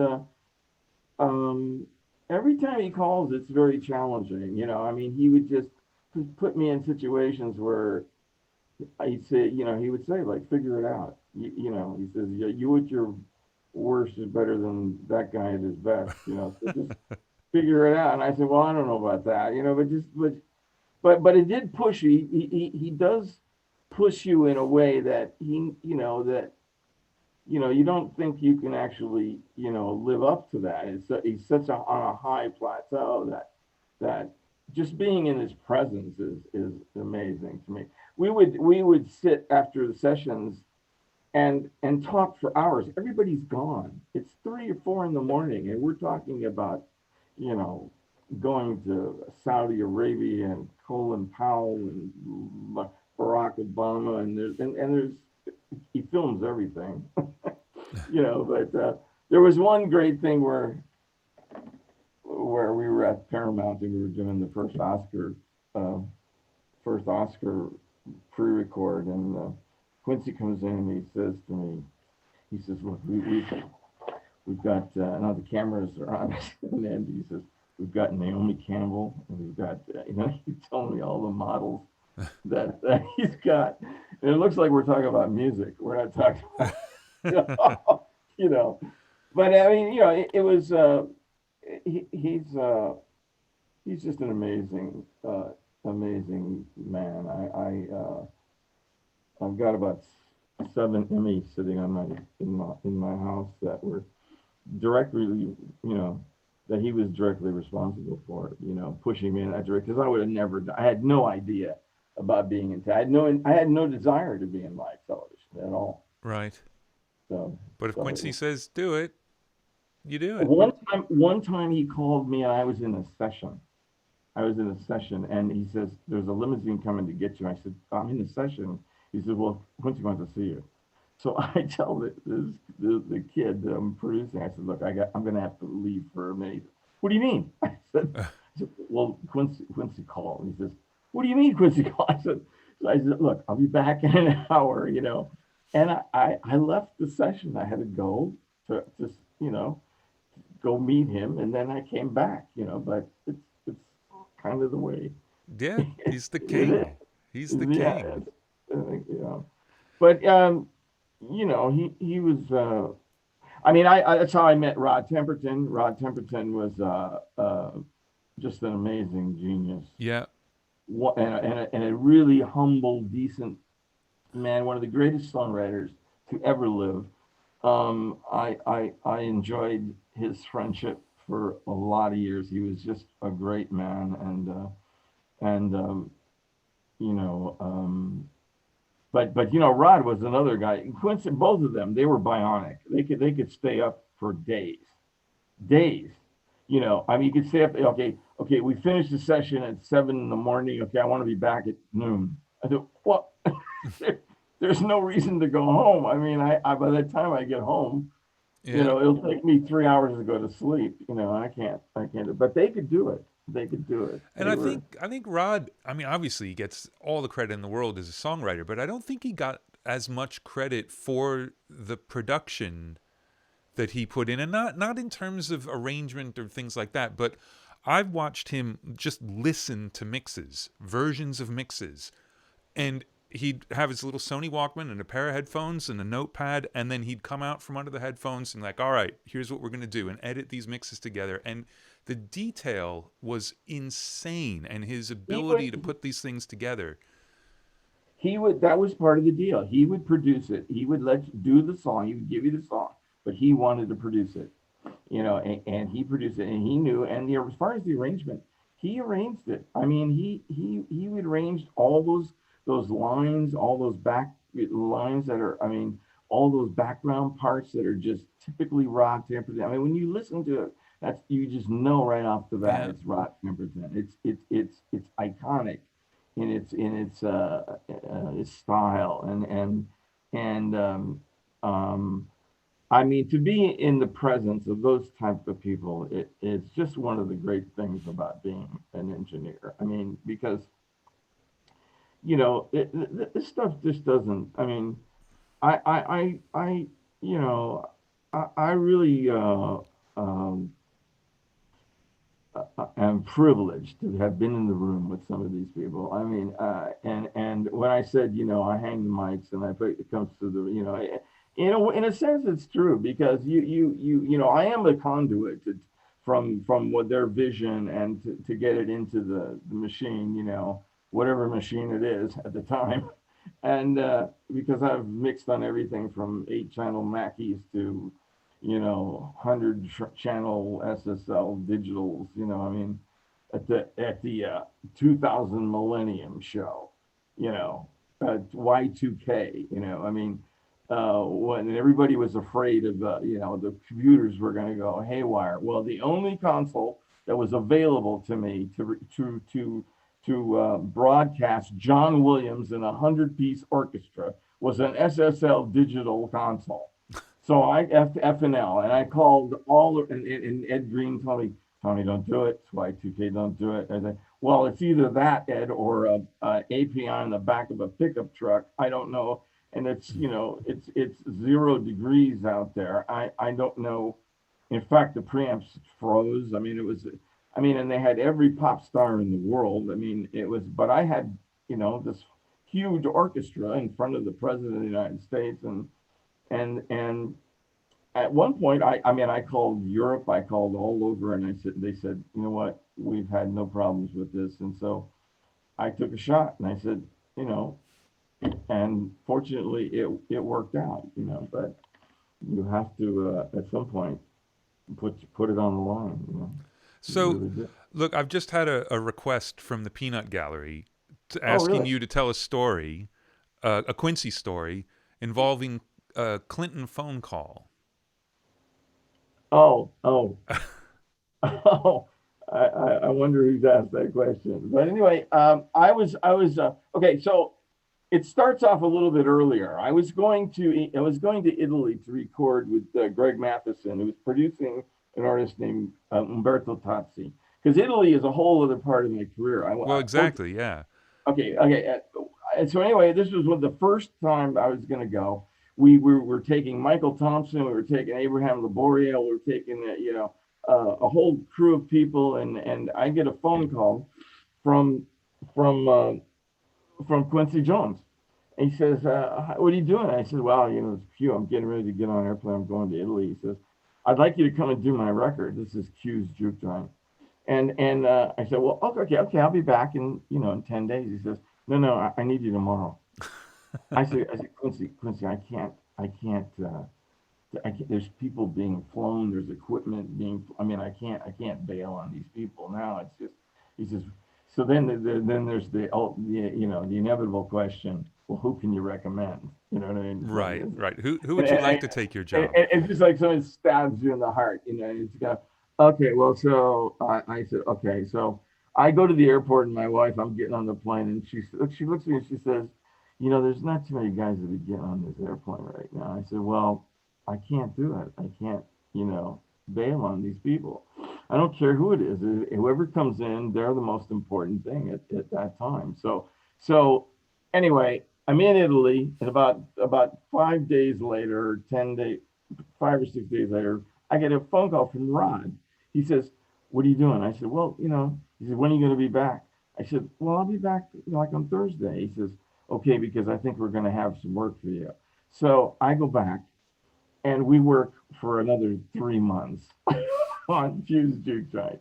So that particular story with Bill Clinton. So I had a mix on the console for literally 3.5 days, waiting for Quincy to come in and sign off. And so I finally get him. I put on Shaquille O'Neal and Coco and all these people, and I got the mix kind of where I want it. I just need him to sign off. So I finally get him. He comes into the room. He sits down in the chair. He says, "Okay, okay, ready?" I said, "Ready?" He says, "Yeah, I'm ready." And at that moment, the door opens and the second engineer says, "Hey, Q, Bill Clinton's on line two." And so So it you happened wait. all the time. So it happened all the time. So again, I didn't get him. So another day went by without. And then it would be Steven Spielberg, line one, or Colin Powell, line three. It was awesome. But I mean, but at some point you go, I would love to finish this mix. I don't Yeah. because I'm going to blow this mix if he doesn't. I mean, and in those days you couldn't just go on because I mean, you could recall it, but Yeah, it never came back they right. never really did come back the No. same way. And this ridiculous thing is they never came back better. It was always worse. Yeah, Always. or at least it appeared to you. Yeah. When you sign off, you go, okay, I got it. And mixes are funny too because it's not working, it's not working, it's not working. And you do one thing, and all of a sudden it works. It's working. It's become music. And you go, oh, but roll it. I did that in Italy one time. This is great. I got it. So I said, okay, roll it, and the power goes out. Oh, And in Italy, when the power goes out, you go home right. because it doesn't come back for another day. And of course, they go, well, let's go eat. Nice. Nice, it's great, and trust me. So look, when Quincy called the first time for that record, so who'd you recommend? I recommended Umberto Gatica. Right. Right. I recommended Umberto. I figure that he's gonna do all right. You know. Yeah, yeah. I mean, I haven't seen Umberto in a long time, but I mean, we at first I thought we were, we were, there was some similarity to the way we mixed, and I admired the way he mixed, So, but still, when you say, no matter who I would have recommended, Oh yeah. I mean, it was just the first thing that came to my mind. Well, you should just Because there's so many. It could have been Ed Cherney. It could have been, it could have been yeah. a lot of people. There's a lot of people I could have, But at that time, I was so upset about not being able to do it that I just, said, okay, well, this guy, and you can, But it obviously didn't work out because come Thursday. Well, so then Bruce and I were the two engineers that finished that. And Bruce, there's a great story about Bruce. That he did this. Remember, there's a song on there that what's that band where they play trash cans and stuff like Oh, that. the Blue Man Group. Yeah, that's something Yeah. like that, right? And I went in there and Or Bruce Stomp. yeah, Stomp, exactly. And Bruce had this thing where he had 100-channel console, and he's got nothing written on the board. Nothing. I said, Bruce, how do you know where anything is? He says, I know where it is. Yeah. I said, man, yeah, that's something. I mean, that's pretty brilliant. I mean, because I need to write everything down and know exactly where it is. Even in box, I write to make sure I have everything, notated and stuff like that. I don't know. It's just it's a sickness. I'm very Well, specific. so moving backwards a little bit, is there anything sort of specific about the George Duke era? Because I mean, that really was an era, right? I mean, you were full time with him, basically. Full time and for 5 years. And is there significance? Yes. I mean, that's a major portion of my life. And the top of the list is Jeffrey Osborne. Right. Jeffrey Osborne, I think, is one of the greatest singers of all time, up there with Frank Sinatra and Tony Bennett, and most underrated R&B singer, I think, ever. I think he's a songwriter and he's a performer and just a really good friend of mine. And to this day, he helps with me with productions. I do because I do a lot of these. A lot of kids call me and they want to do real R&B records. And then of course I do them for them.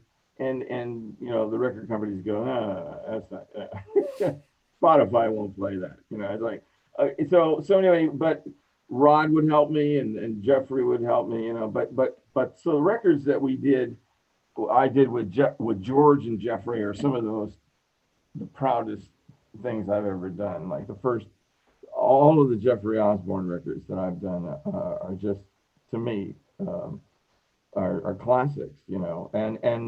And some of them, like On the Wings of Love and all that stuff. But that whole first album, J.O., and then we went Stay With Me Tonight, and then they did, there's so many of them. And George, I mean, there's a record I did with George called Guardian of the Light, which is just an amazing record.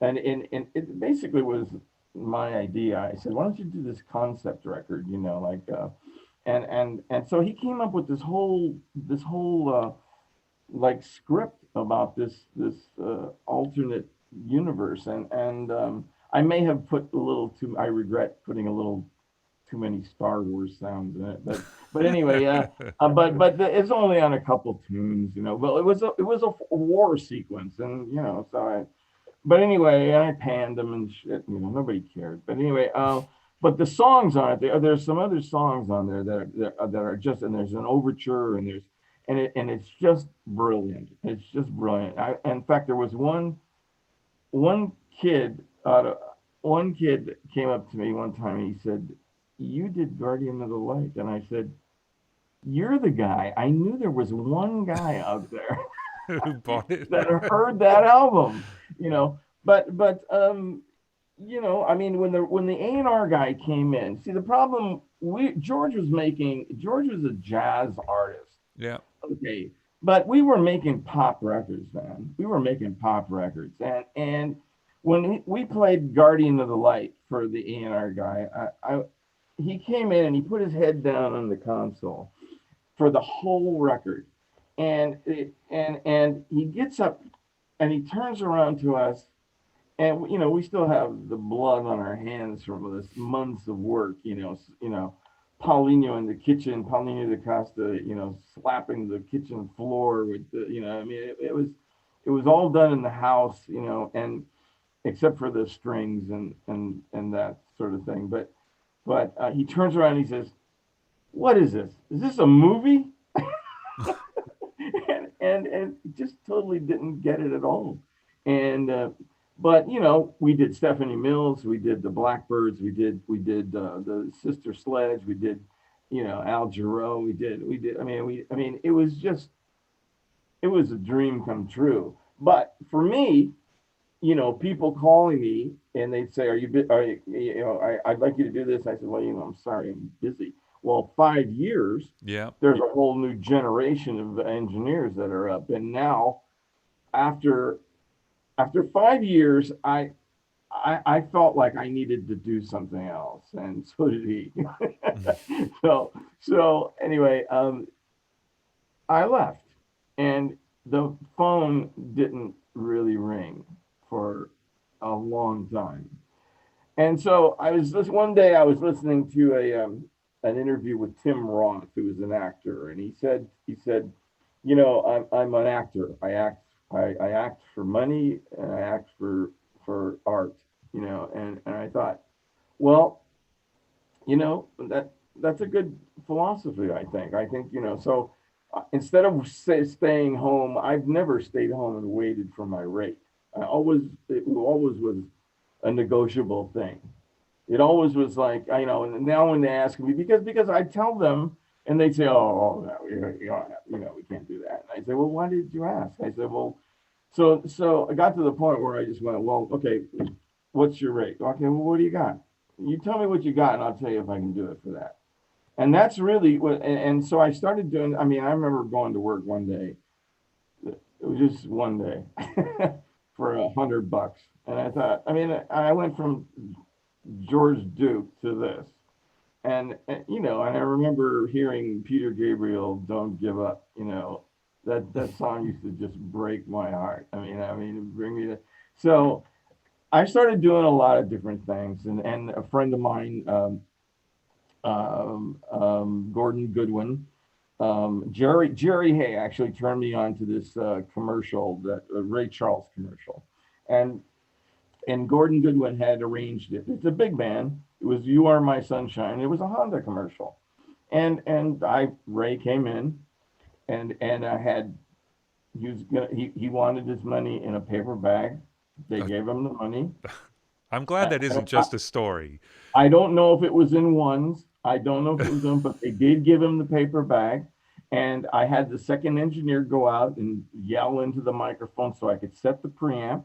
And he sat down, and he was going to give me 2 takes. And so he started to sing, and it was a little low. And so I said, what do I do? I leave it and bring it up later. So anyway, I went up and I clicked because the preamp was notched. I clicked it up one notch and the vocal popped in. And he sang it down once, and then he sang it down one more time, and he left. But the story is that Gordon Goodwin heard this or mix of this arrangement, which is a big band arrangement, and said, who mixed this? And Jerry said that I had mixed it, and we started on this journey, which has been for 19 years now, 20 years of doing this band called the Big Fat Band, and they're basically big band, large jazz ensemble records, um, which I wanted to present in a more modern context. Now, that in itself was very controversial and is very controversial because there's two different feelings about or you know about big band, and and and the way we were doing it was too clean, which is something I've had to deal with my entire career. It's too clean. It's too clean.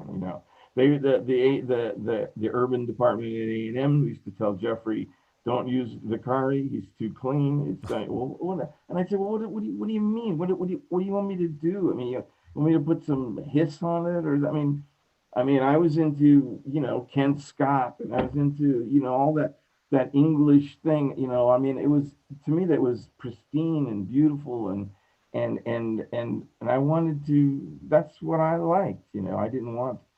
Oh, I mean, even though you can look at the Motown records that were recorded on a dirt floor, and some of the horn on My Girl, they're out of tune. It doesn't really matter, but I get up every day thinking it matters, and I want to make sure. I want to make. If in other words, it's in when we were analog, there's 3 videotapes on every channel, and if nobody's doing anything on that channel, I would turn it off. I'd Yeah. write down the time code, turn it off. That's why Pro Tools now is, I scrub it, and so, um, and so we've been doing these records now. The first record I did in 2 days, the next record I did in 4 days, and basically they've become more complicated, and they're all 7 minutes long, and what you used to be able to do in a day, now you have to do like 3 or 4 in a day. Okay, so what I do is I stem it out, and I mix it, and then if we have to make any adjustments, I can go back. I go through, I mix it in Pro Tools, but I run it through an API desk to pick up that sound of that desk, and then I go back to Pro Tools.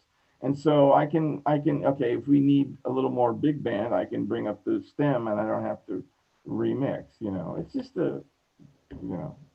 an engineering thing and then there's times where I stay completely in the box. I mean, it just depends on that. But these records, I consider, there's never been a lot of times. I mean, for me, I haven't really done a record for major record companies in a long time. I mean, it's usually the artist paying for it himself. And Bill Conti used to tell me there's 3 reasons to go to work. There's the people, the project, the money. Okay, you have to have one out of 3 to go to work. Okay, if you get the people you would like, the project you like, or the money, and sometimes you get 1 out of 3, 2, and sometimes 3 out of 3, and so that's kind of the rule, And if there's nothing in it other than that, then I don't go to work, But these things to me are works of art, and they're going to be around after I'm not. It's just like the movies. When my granddaughter, 6 years old, goes to school and says that my nana did Finding Dory, I mean that's pretty powerful shit to me. Yeah. Well, I mean, so going back to the big band records, when you say in a modern context, what does that mean to you? well, it means like a little more presence on everything. Um, the first Sammy Nestico record that I did with Quincy, Jerry and I did that, and Jerry Hay and I did that, and Sammy Nestico was in the count was he was a leader of the White House band for John F. Kennedy and for Lyndon Johnson. He was leader for the, and then he was a ghostwriter for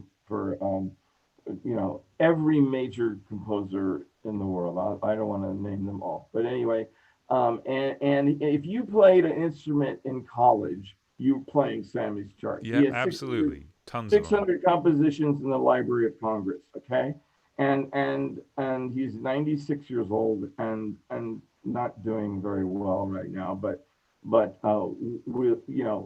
when he told me, he said, Tommy, it's the first time I've heard my chart because there's a certain overall sound that big bands get, and if it's not quite perfect or you're a little out of tune, you don't really notice it.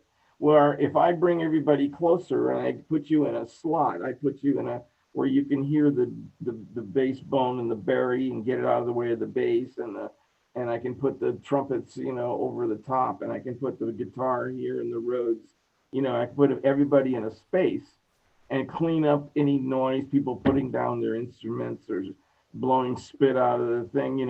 It's to me, it's more like a pop record in a way. So there are people that told me, they think it's too clinical. They think it's too, there's no, in other words, there really is nowhere to hide in that band. You can hear everything. And, I mean, it's just a matter of taste. It's not like a, Right. and getting back to, I that during that 3 year period where I was mixing, it got to the point when where I turned to people, okay, is it okay? And I thought to myself, if they knew, they wouldn't be here with you. You got to do it for you. You can't do it for they don't know. That's why they're hiring you. So if you have to ask them, you're in trouble.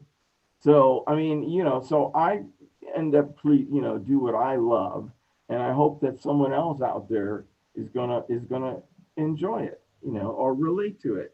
I can't tell you how many times I've gone into the studio.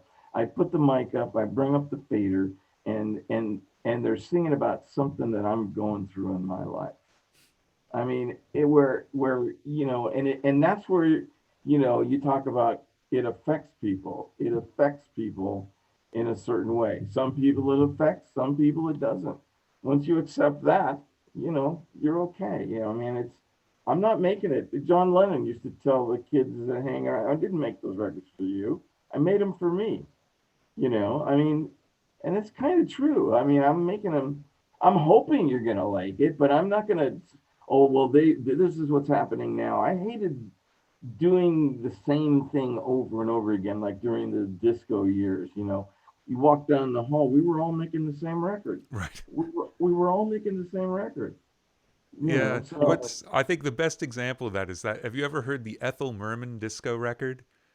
I did, yeah, no, I haven't. Okay, good. I'm glad you didn't work on that. No. It's an assemblage of covers. I will not give away the song list. It's worth looking up. But every single one of them starts with the exact same kick drum, four on the floor for like 8 bars before anything comes in. Every single one of them. There It's was a famous drummer, Ed Green was his name, and he was the guy. But Barry White, all that, he was the disco guy, and he was, I mean, a lovely guy. But we all made the same records. I did a version of the Pennsylvania polka in disco, a disco version. wow. Yeah, that was that was great. And I thought to myself, they're gonna come and ask me what I think. And they did. And what'd you tell him? I said, hey, what can I say? Yeah, yeah. Yeah, yeah, You basically yeah. made a little word salad and got out of it. Yeah, it's like a word salad. It was a word salad. I mean, I mean, yeah, yeah, yeah. But listen, I think I enjoy doing different kinds of music. I mean, my heart is with R&B, with like Prince and Jeffrey and George and Philip and Quincy and all those guys. I mean, I love. Now Italy was another thing. Italy, I did a lot of work in Italy, 14 years with Pino Daniele and rap. And they had, when I left and went there, they had a whole music business, and the music was great, and it was, I mean, they were real deal. They were Chick Corea was playing with them, and Eric Clapton, and I mean, it was a real deal. It wasn't. It was really, and the language was beautiful, and the lifestyle. I mean, Christ. I mean, people walk down the street, they'd go, "Hey, Tommy," that doesn't happen to me here. I thought. So I have a lot of friends over there. It's I haven't.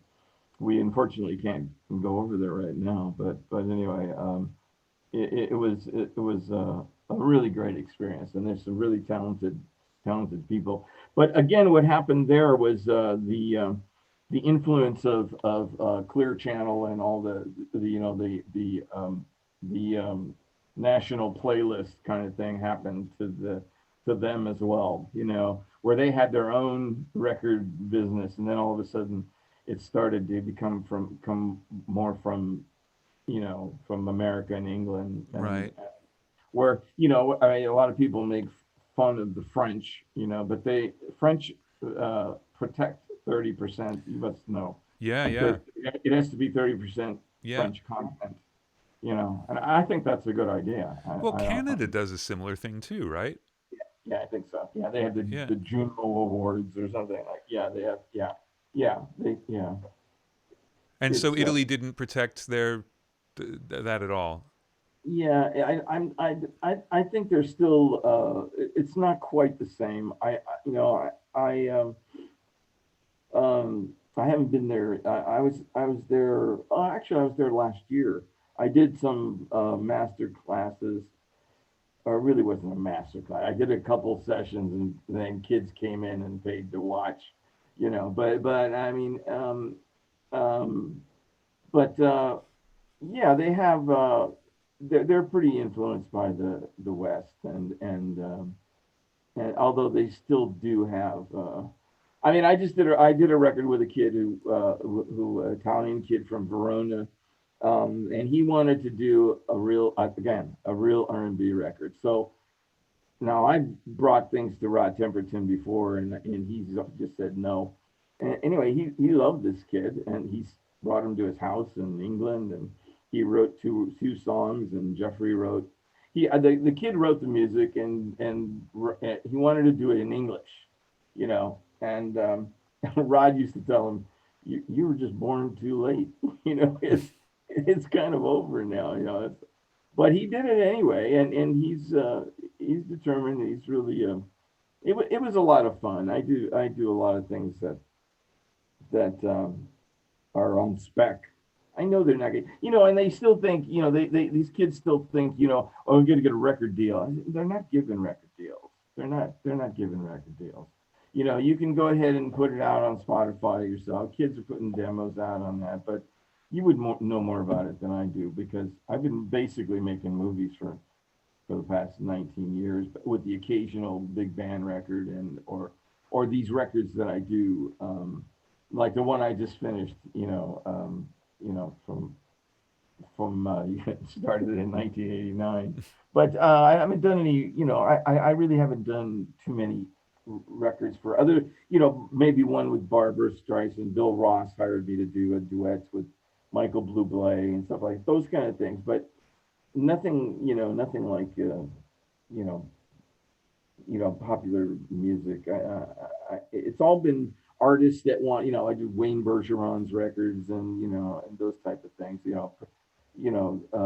Artists that want to make their own records, and I do it. And Right. yeah, Well, but going back a little ways, and I don't know if this is pre or post or maybe during the George Duke era, but what about the Brecker Brothers record you did? that was a lot of fun. That was a lot. Well, it wasn't a lot of fun because you're the guy from L.A. and these Right. are New York. These are New York guys. These are New York guys, and oh, this is before too. This is when you know everybody was partying, really a lot, and these guys had definitely were the premier. I mean, Michael and Randy, and Yeah. Hiram Bullock, and Steve Jordan, and I forget the keyboard player's name. He's famous. but Electric Lady and me and George, and I'm the engineer from Hollywood. And Michael Bricker says to me, "You got a pad on that mic?" I said, "Well, actually, yeah, I do." He said, "Well, take it off." Okay, okay, I'll take it off. I mean, I didn't know how, if he was going to break up the mic or the preamp. Yeah. I mean, I put it on, and they would come in, and these guys had checks like this. They come in with stacks of checks like this from commercials. They were working every day, and then after the sessions, we would go to the club, Seventh Avenue South, and they would, and then they'd play at night. So we were up for days. But yeah, those records. Yeah, there was another George Duke, thing I got to do, Flora Purim. I mean, there was so many of these. I mean, he was in the Mothers of Invention. George was in Yeah. the Well, 200 exactly. motel, 200 motels. I mean, he was, with Frank, and then I toured in Japan with Frank. Well, I mean, with George. I mixed front of house. I did laser discs. Remember those? Oh, yeah. Yeah. There's yeah, we toured the entire country. But all right, Brecker Brothers. They were. I mean, it was George was they respected George. George was the one. They because he knew he was a real producer. And he could, you know he knew how to. There are real producers, and then there are guys that want to be. But it was okay. We finally, I mean, they finally accepted the fact that I was from Hollywood, and George brought me, and I was, they were going to be okay. And then, so, you know, the record, it's called Détente, I Mm-hmm. think is the name of the record. Yeah. Yeah. And I remember my wife and I were on vacation in Maui, and I see these two guys walking down the street, and it's Michael and Randy Brecker in Maui, and they're wearing leather jackets, and they have sunglasses on, and they're walking down the street in Maui, and this is when they were still partying, but because they all cleaned up really, but I mean, it's a small world. I just thought we went to lunch, and it was fun. But the cool thing about George is you got to do various. You get to do a jazz record, and then you get to do a pop record, and he was very versatile. I mean, even his jazz records. I mean, even his all of his records ended up in the jazz band, and Mm-hmm. and a lot of them were not, like Dream On and Guarding the Light, and they all ended up in the jazz band. Oh, well, Duke Clark Duke. Clark Duke was Stanley Clark and George Duke, and we did two of those. Sweet Baby. There was a song on that album called Sweet Baby, which was kind of a hit. It was a hit, and the name of it was "It's You." That was the name of the song. And my daughter at the time was I don't know, about 5 or 6 years old, and we were going to the airport, and she was singing the chorus, which was "Sweet Baby," and George went up to her and says, "What are you singing, baby?" And she said, "Sweet Baby," and so he looked at her and said, "That's the name of the song," and that's what became the name of the song, you know. But listen, those George was a genius. He was a genius. I've got to sit next to a lot of these people. I've been very, very fortunate in order to sit next to the Well, like. what was the difference for George when he wasn't playing on a record? Because he played on a lot of the records that he made, but obviously, I mean, he wasn't playing on the Brecker Brothers record, right? No, that was the Phil Ramone rhythm section. Basically, it was I forget his name. He was a famous piano player. He did all the Paul Simon records, and it was the same. Hiram Bullock was the guitar player. He passed away, and the piano player also. He's famous. Famous. I can't recall his Yeah. name right now. But George would be able to tell him, like play this note here, play this note. I mean, And he would give them the freedom to do, he knew he was a musician, so he didn't restrict them in any way. He knew he was dealing with Randy and Michael Brecker. He knew that, Yeah. he was real into picking the material, the arrangements and stuff like that, and the right performances and making sure everything was in tune. And I mean, I would, there were times where he would tell me, I said, can I do this? He'd say, you're the cat, do it, just do it. He would let me get a mix to a certain point, and then he would come in and listen to it, and he'd have very little comments really, and but he did have certain things he would do, and it was it was really a great experience. I look back at all those records, and they're really outstanding. Yeah. I Yeah. mean, at times I would like to remix everything. Yeah. I mean, I don't know how you feel about all that I'd stuff. like to have you remix everything I've done. Well, That's no, the difference. too big, too kind. But anyway, it's there's things I wish I could have done better. I think sometimes as engineers we get too hung up in sounds. We get in and I really try to concentrate on, is this music? Is this music like, or is it a drum sound? It's like, I mean, I try to. There's little things that make the, it's like when you listen to the old, when you talk to the guys like Bruce, you say some of those records they made with three microphones, and they like Come Fly With Me. Listen to Come Fly With Me, and it's probably three microphones, and it sounds like it's right up in your face. And there's nobody, and Billy May arranged it, and there's no, and Sammy's like that too. It's about the arrangers, the arrangement of the record. And it's like, because I've done records where you're really struggling to get the melody over the top because everybody's playing at the same time, and a real good arranger leaves room so you can hear the melody, or who is it, I mean, you really, once you get some of this stuff, you can get a mix. There was one thing on when Gaga did the Sound of Music on the Oscars. It was literally, now I was at Capitol. Everybody hated that, but I liked it because I was, all the pre-records, I had a mix set up for the live show. I didn't have to do anything. I didn't have to do it again, because Right. usually I do it there and then I have to go do it in a truck. So there was one point when she did the Sound of Music, and she's a very nice person, by the way. She's a very, very nice person. I like her a lot. And because I'm always kind of afraid to meet people I really, really admire, because sometimes it doesn't work out. But anyway, there was one point I remember I took my hands off the board. I just went, this is happening. And if I touch anything, it's not going to, I mean, there's a magic moment there. There's a moment where it's just happens, and you don't have to do anything to it. It's there. Just leave it alone.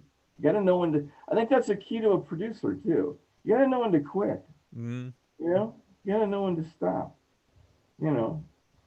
Unfortunately, I haven't learned that yet. Well, every once in a while, step away from the console, Mr. Vicari. Thank you, Yeah. Stephen. Yeah, it's No, like it is. It's like, really, like recording a piccolo. Step yeah. away from the microphone. Yeah, It's really because there is no right answer, but then you do know when it's right. yeah, But it can yeah, be wrong in so many ways. yeah, yeah. Ugh. But Well, but yeah. Go ahead. well, no, I'm no, no, sorry. no. Go you. Um, I think there's something to be said. I mean, there's something really magical about having a group of players in a room and playing off of one another, whether it's a chart or whether it's written, or they're, I mean, or people just bringing you give them a standard chord sheet, and then they bring what they bring. I've seen producers. I remember seeing one producer. I mean, you know who David T. Walker is? He was a famous guitar player in the '70s. Very distinctive guitar player. I saw this one producer take the guitar out of his hand and show him what to play, and I thought, what? Why did you hire this guy? I mean, this you don't hire Greg Filling games and then tell him to play some. You let him play what he's supposed to Yeah. play. That's the genius of Quincy Jones and David Foster and those guys. They put together groups, and then they, I mean, David may be a little more hands on a little in some ways, but they basically let you do what you do, and like Herb giving us kids that the creative control of a record. How did he know? I mean, those guys had their in next door. They had their equipment in my living room. Of course, I was single, Hmm.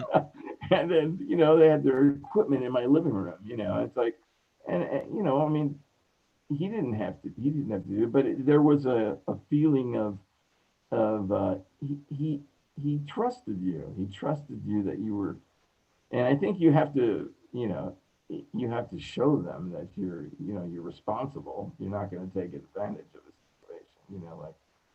Like sometimes happens.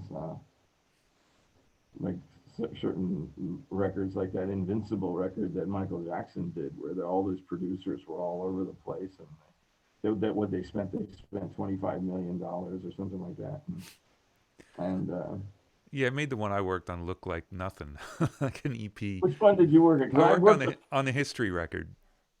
on History. Okay, well, yeah, Yeah, so well, with Bruce. Invincible didn't do that well. I don't think I worked on Invincible. I did all the strings, but they were delivering food to apartment buildings and stuff like. They were just it just was out of control. In fact, I think he had to give up some of his publishing back, the Beatles publishing back to Sony to pay for it. But anyway, you know, real producers, I mean, like George Quincy and Michael Amardian. Michael Amardian was another guy that was just, and Greg Matheson. Greg Matheson was, I mean, Gordon Goodwin. I mean, Tommy. I've really been, Yeah. yeah. Jeffrey Osborne is another one. Today I got he wrote, the kid from Italy wrote him a melody, and he wrote him a lyric for it. I mean, this is cool stuff. It's a creative um, exchange from all over the world. I mean, it's really fun. I think people say, I have friends in high school. They say, "What do you need this shit for? Why don't you just retire?" I say, what would I do? First of all, I'm not going to live in Florida. I don't like alligators and lizards, and I would get shot, and I open my mouth. I love the fact that if you retire, you have to move to Florida. Like I that's know, that's the it's like deal. Like I what? hate Florida. Are you sure? That's You sure all. you couldn't just stay where you are? You'd have to move. Yeah, there's so many other places that would be in front of Florida. Like Verona, Italy would be the Well, first. exactly, Yeah, I exactly. mean, So yeah. that's all right. Yeah, don't worry about it. If you say you've retired, you don't have to move to Florida. I don't think that's a thing. I think it's That's definitely a you know what? That's not a California Italian thing. That's a New York Jewish thing because I know plenty of people of my group who that was the thing. You go to Florida. You don't need to go to Florida. I wouldn't worry about it. no. You're all good. Trust me, I've been to Florida, and I don't want to. I did some work in Florida. I did some work at Tony Perez. He's the head of Naris down there, and it was right down the block from Barry Gibbs' house and Maurice Gibbs, and he would drive me down the street. And their houses, they had these mansions, and they faced the water. It was beautiful, and you could see the gold records from the street. I mean, but you come out of when you're in Florida, you're constantly wet. Yeah. The humidity, and so you're in. He had a beautiful studio. They had a beautiful studio, and as soon as you'd hit the door at 2 o'clock in the morning, that humidity would just hit you, and I mean, Yeah, I it's went to great. school there, and I remember several days, well, many, many days, where you would just sit and try not to let any two bits of skin touch each other, because that would just set it off. Yeah, So, yeah, yeah, yeah. yeah, it's a different thing, but it's, obviously some amazing studios Yeah. and music came out of there, but that it is a different thing. I got a question for you. So early on, you decided like you wanted to learn the orchestra thing, and obviously you've gone on to do lots of disparate stuff, and we're going to talk about. You mentioned Thomas Newman, but we got to spend some time on him.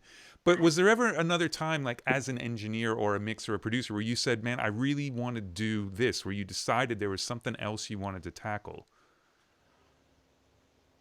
Um, well, when that period of time where after being a successful recording engineer for, I from the time I left A&M to the time I left Georgia Duke, I was pretty considered. There was Bruce and Quincy, there was Umberto and David, and there was me and George, and then there was, I was considered, I was up in that echelon, up in that crowd. And then when I left, there, like I said, there was a whole new generation of kids that came up, and the industry changed, and the technology changed, and there was D88s and ADATs and all this kind of stuff, which was fine. We were mixing digital. We were mixing Mitsubishi Yeah, George was excerpts. super early to that stuff. Yeah, and people would say to me, "Don't you hate digital? Don't you find digital harsh?" And I say, "Well, do you like those Jeffrey Osborne records?" He says, "Oh yeah, they're great." Well, that's a digital record. And I found that actually on the Clark Duke project, the first one, I realized that I had to roll off all the edges before I got to the tape machine, because what we used to do on what analog used to do to it, digital wouldn't do that, and plus the sampling rate wasn't that great. So it actually made me a better engineer to start rolling it off before I got to the two track, the digital two track. So at that point, I wasn't really ready to, I was pretty down. I was pretty um, I felt like, I had, in a way, it was over.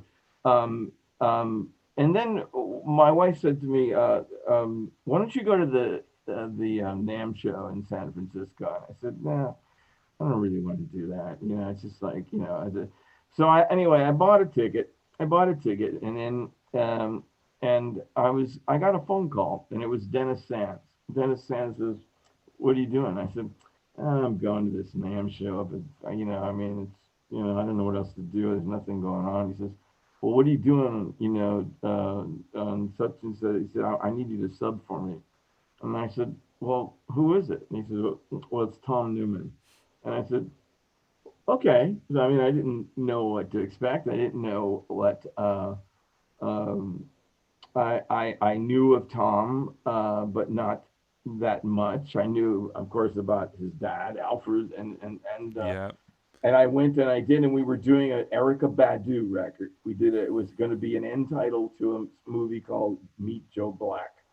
And so it was a kind of a rhythm record date that he was trying to, he wanted to get it, he thought maybe he could put this song, which was part of the theme of the movie, and turn it into a song, and then, and get Erica Badu to do it. And anyway, it was it didn't work out. But, then uh, it went away for a little bit, and then he called me to do a movie called Road to Perdition. And I don't know if you've seen that movie, but it's probably, I think, one of the best movie scores ever written. And at that time it was all analog too, boy. We were flying and offsetting time code, and when I say we, I definitely mean we, because Paul Wertheimer and a bunch of friends, a bunch of assistants really had that shit together. George Deering, and so. But the mixing, all the mixing, took I took care of all that. But I really got into making music for movies, because you got to hitch the music to, if it's a good movie, you got to hitch it to this. It becomes a character in the film, Mm-hmm. and it even becomes even more emotional, because you've got this video, this film that's saying what it's saying, and the music either adds to it or it doesn't. And I really enjoyed that, and I wanted to do more. And so when you say other things I wanted to do, yeah, I'm still doing that. I'm still doing, films and television, and in the meantime, I still do some records, even though I don't know how you make a living or get records sold, or I don't know anything about it. I really don't know anything about the record business anymore, having been in it for almost 40 years. Um, I'm really, because I was never really interested in that. I was always, it's like, I know people that have photographs of all the people they've worked with, and it never, maybe it's because we all have phones now, but at that point, I don't have I don't have a photograph of me and Prince, or, I mean, it never occurred to me. It was about the music. It's always been about the music, and there's more music I want to make. I mean, there's definitely more music I want to make. I doing this record that we did during the lockdown was probably some of the most fun I had in a long time. In that I chose the material, I picked the Christ, we even did the video. I mean, a guy turned in the video, and I said, "What? Did you even listen to this song? It's not nothing to do with it." And I looked for other people to do it, and finally I just said, never mind, I'll do it. And we did it. And I think that, the thing is the creativity. Like, I've heard you talk about it a lot, being creative, and having, making something that's going to be there when we're not. It's going to be there for a long time. When your name, Sammy says, when your name is on the top of the page, it's there forever. You're changing the world one note at a time. And that's a pretty profound statement, I think. And yeah, I mean, I'm pretty game for anything that has to do with creativity. I do want to do. I At this point in my life, I like doing things. If I won the lottery, I would hire orchestras and do records and do. I mean, I would just do what the heck I wanted to do, because there's so many things, and I think there's so much music that never got heard, that we did, that never got heard for one reason or another, that I wish I could, like I said, I wanted to remaster Prince's first album, because a lot of people just don't even know it exists. As far as they're concerned, Little Red Corvette is the first, Well, if you're lucky, they get back to or controversy, but yeah. yeah. I mean, or whatever. Yeah, I mean, it's so yeah. I like being involved on that level now. I mean, I like being an engineer, but I'm better now than I was, so I enjoy doing it. But there's also other. I actually learn a lot from. I mean, I've had a lot of assistants go on to be really successful engineers, and that makes me feel good, and they tell me that they've learned things from me, and I turn around and I go, well, I learned that from Al Schmidt and George Massenburg and Phil Ramone, and Hank Sicalo, so, but that's how it's done, right? Yeah, It's of how we course. learn. Here's a story. I'd be in the car with Prince, and we'd be going to the studio, and Stevie Wonder would come on the radio, and Prince, 17 years old, remember, 17 years old, would turn it off. I said, "What are you doing?" He says, "I don't want to be influenced." I said, "Too late. You've already been influenced. You are, Steve." I Yeah. introduced Prince to Sly Stone. I'll never forget that as long as I live. Sly came in because I worked on this album called Riots Going On, and he came into the studio. I'm there with Prince, and I said, "Okay, here it is, the future and the past."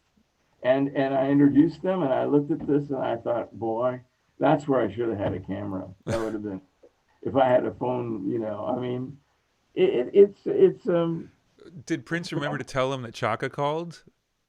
no, All Prince. right. Prince. I never talked to Prince after that. One time, I got he went under an alias name on Facebook one time called Jamie Starr. And I get this text from Jamie Starr.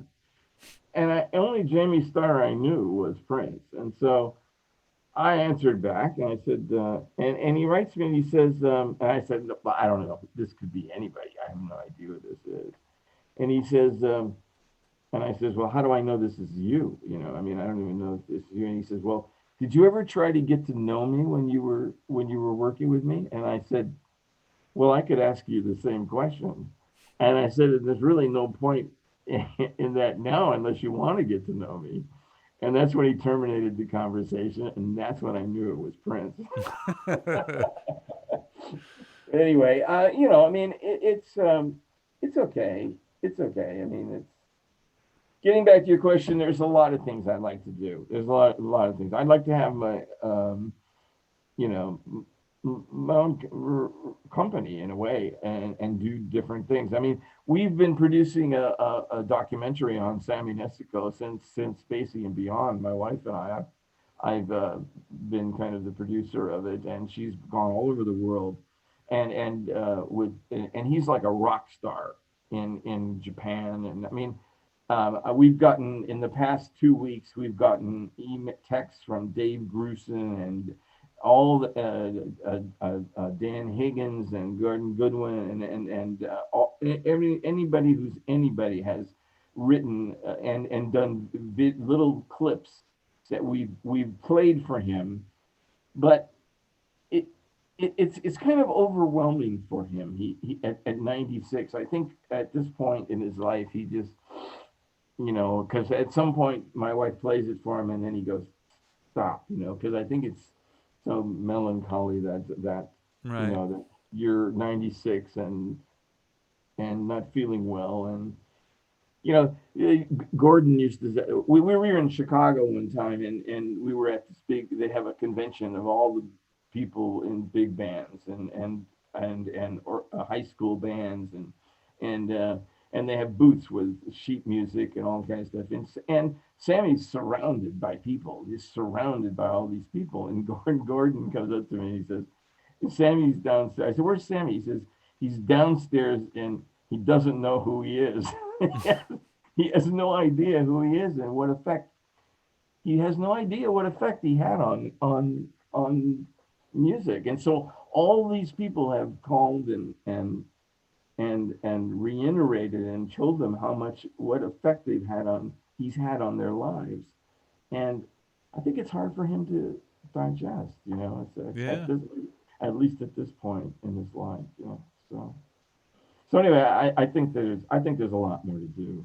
Yeah, Yeah. I'm sure there's a Well, lot more. all right. Well, let's go backwards and just talk specifically about the film scores and things, because I think, like, I mean, Thomas Newman is definitely one of the he's one of the guys. He's like, Yeah, obviously the legacy, and not to mention, is it first cousins with Randy, or what's the yeah, relation? they're cousins. Yeah, Yeah. they're cousins. So I mean, that Yeah, family is insane, and people who don't know who Alfred Newman is, just go look it up. It's every yeah. movie from that era. That Hunchback of Notre Dame.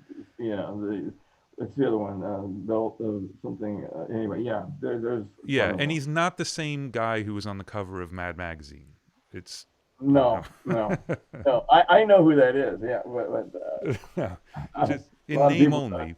But Yeah, I mean, the thing about Thomas, I think, I mean, I'm making this up, but I think he's probably one of the earlier proponents of what you were talking about earlier, of having the orchestra be the sweetening and have the pre-records be the score. And he would work with live bands. I mean, I know there was a whole score at Signet, which was the LA Motown studios, that he just cut live with the band. He decided, like, that's how that's going to work. We're going to look to the yeah, picture we're playing.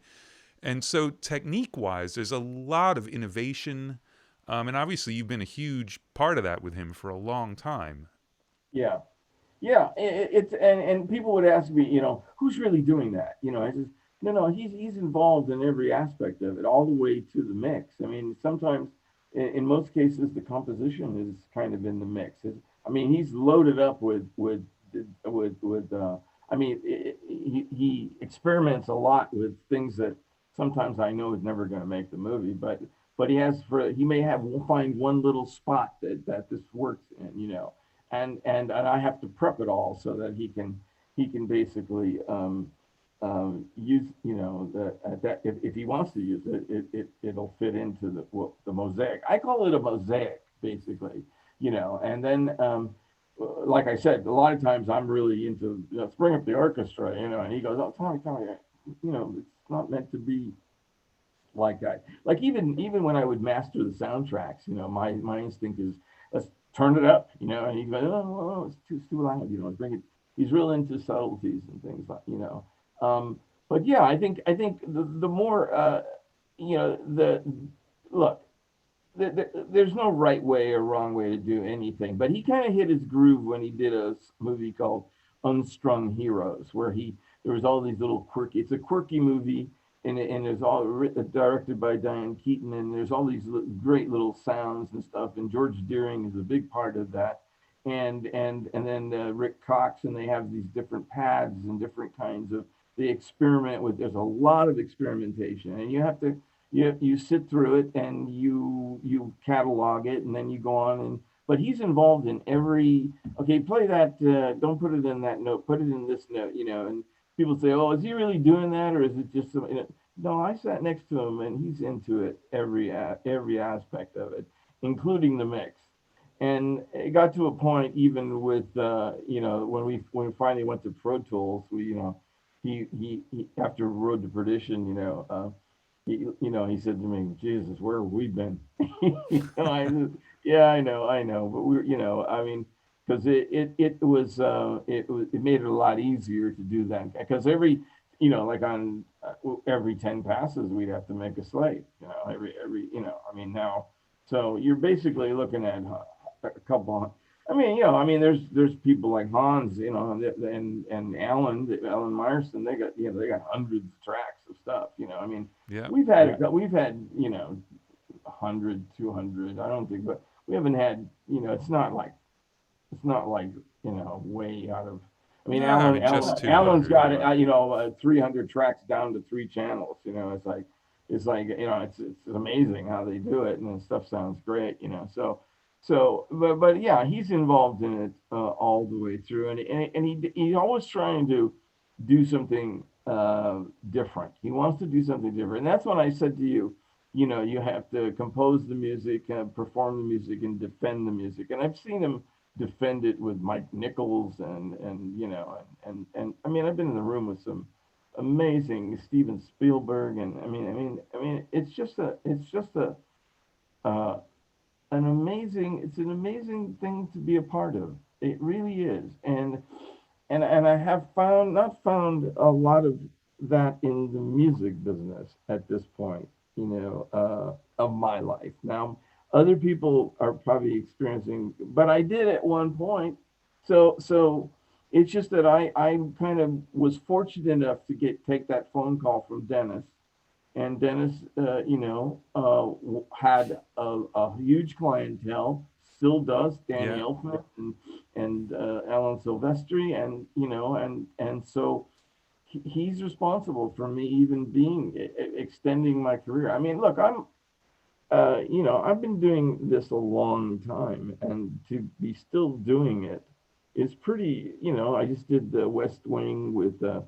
The West Wing reunion, and I did, and I've started working with a composer named Nicholas Britell. We did Moonlight, and which was Best Picture, and we did this movie called The King, and Nicholas is an interesting guy too, because Nicholas is he went to school with Jared Kushner. But anyway, he's a smart kid, and kid. He's he's not a kid, but anyway, he's 30s, or mid 30s or something. But he's a kid to me. uh, but he's real into hip hop and sampling and all that stuff. But he's also a concert pianist. I have a version of him playing 11-minute Rhapsody in Blue, and he just sits down and plays it, and it's just amazing to me. But he's also into all these. all the technology and detuning things. And Tom did that too. Tom has been doing that for years. So these guys are. I've been kind of fortunate in order to be involved with these musicians, and then but getting back, getting back to Tom, he's he's like he did this movie called The Good German, and it was temped with Max Steiner.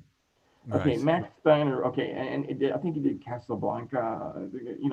And they told him, and it was really different from what he does. With all the mosaic things and stuff like that. And I think someone told him. I heard the story that says, "Look, you can do this. It's in your genetics." You know what I mean? And he made this score. No one really saw the movie. It was a George Clooney movie. Very very good movie, but black and white, World War II. But it sounds of that time. It's like Casablanca. It's his adaptability to be able to do that. I mean, coming from you know the '80s when they were using drum machines and stuff like that. And then now coming full circle into this you know motion picture genre stuff that his dad was doing. He really is a versatile guy. And And did so you it, did you do anything sonically different for that movie, or you just mix how you mix and that's that? um, I recorded the percussion separately, and then yeah, I kind of mixed it like I normally do. I set the look. If you listen to some scores, they're really dry. Some and a lot of motion picture scores are really dry. And Tom likes echo. He wants echo on it, and so I have certain echoes that I've used, and with the advent of Altiverb and things like that, I can use different kinds. I can use churches and things like that, and Nicholas has turned me on to some. He really likes on this movie called The King on Netflix. We use these really long echoes. I'm telling you, these echoes were. And I said, I sure about this? And he says, no, this is great, great. You know, and the more it just kind of gave this thing a vibe that it so the echo is lasting really long. I mean, in fact, it was lasting long. The sample would just cut out. The algorithm would just stop, and we had to re-download it to make it an upgrade. We had to get an upgrade so that it would last longer enough because it was like 24 milliseconds long. It's like it's crazy, but somehow it blended in these two echo combined together, created this environment, and but anyway, I try to if it's a fast tempo, I'll use a shorter echo. If it's a slower tempo, I'll use a longer decay time. I used to, and I still do sometimes. I would set the pre delays in the tempo of the song, whatever the tempo of the song is. I would set them to one of those numerical values, and but then I got to the point where I would just set the orchestra. I would just change the length of the chamber, not the pre-delay. It would get it's that seemed to work better. But I was watching a movie last night, and there was just it was Indiana Jones thing. It was, and there's no echo on it. Now Sean is a brilliant engineer. They tend to, and John Williams, they tend to like natural echo. They tend to like a room. They will go and record in Lincoln in the Chicago Symphony, and use that echo. That's their thing. Where Tom and some of the younger guys will, and even Danny Elfman. I worked with him once uh, on the Oscars, and he didn't want any echo. They're all different. Tom was always go. You got any? You want to put some talent on that for you? you know, I, he likes echo. And then Well, like on 6 Feet Under one time, it's a kind of a running joke. The pizzicato. There's a 6 Feet Under. The main title of 6 Feet Under. There was this great pizzicato thing. And he kept telling me to turn it down. And I said, Tom, that's the shit. That's it. He says, are you sure? No, I'm telling you, that's the shit. And he, later on, the thing won an Emmy for best, you know, and he said, we had an argument over those pizzicatos. I said, yeah, how did that work out? I mean, but there's never really any arguments of that sort of thing. If you look, I mean, if I try to make them walk out of the room, whoever it is, uh, happy with what they got. If they want it drier, I mean, I will do what I hear, and if they want to change it, I will change it unless I feel I won't. I'm not one of those guys that's no, this is the way we're going to do it, and that's the way. I never took that position because I just thought, it's not you didn't write this stuff. You didn't, I mean, Yeah. it's their composition, it's their vision, and you're there to help them. And I think I think that's the way to go. I don't think it's something that it's not written in stone. None of it is written in stone. Uh, there's a lot of ways to do things, and I listen to. I'm kind of a student of. I mean, I listen to music. Yeah, I get in the car in the morning and my radio is loud. I go, whoa. It's because I've been in the studio all day. But when I get in the car, I listen to music. When I'm at home, I go work out. I listen to music. Not everybody is like that. I listen to the mixes I've done. I've listened to other people's mixes, and I'm going, oh, that's good. I like that. I mean, I think when you get to a point where you say, I've got it covered, there's nothing to this. It's time to quit. Yeah. It's Time to time go to to quit. Florida. Time to go to Florida. Yeah, Yeah. yeah. But I really enjoy making movies. I really do. I'm a fan, and I think there's some really beautiful stories being written. A lot of the kids that are working when I worked at Abbey Road, I was watching this movie Phantom Thread, and at the end of the movie, my assistant was the scoring mixer on it, and I Right. called him up and I said, you did a great job on that. And he says, oh man, says, no one's ever told me that before. I wasn't, well, I'm telling you right now, that was great. You know, I mean, that's pretty satisfying. Another kid that did the Adjustment Bureau with me in New York. He did Hamilton, for Christ's sake. Right. I called him up. I said, man, this shit is brilliant. This is amazing. So anyway, it's very. I always felt that it was a team job, a team game. I never went in and tried to, be the big guy, and it's like there's too many moving parts to make it. Unless you're in a room by yourself with a mouse, I kind like I said, I enjoy being in a room with other people, and you think you got how's the bass? Yeah. Yeah, yeah. Well, what do you like? Do you like that part right there? It's like it's kind of fun to have a little opinion because you can get snowblind by the science.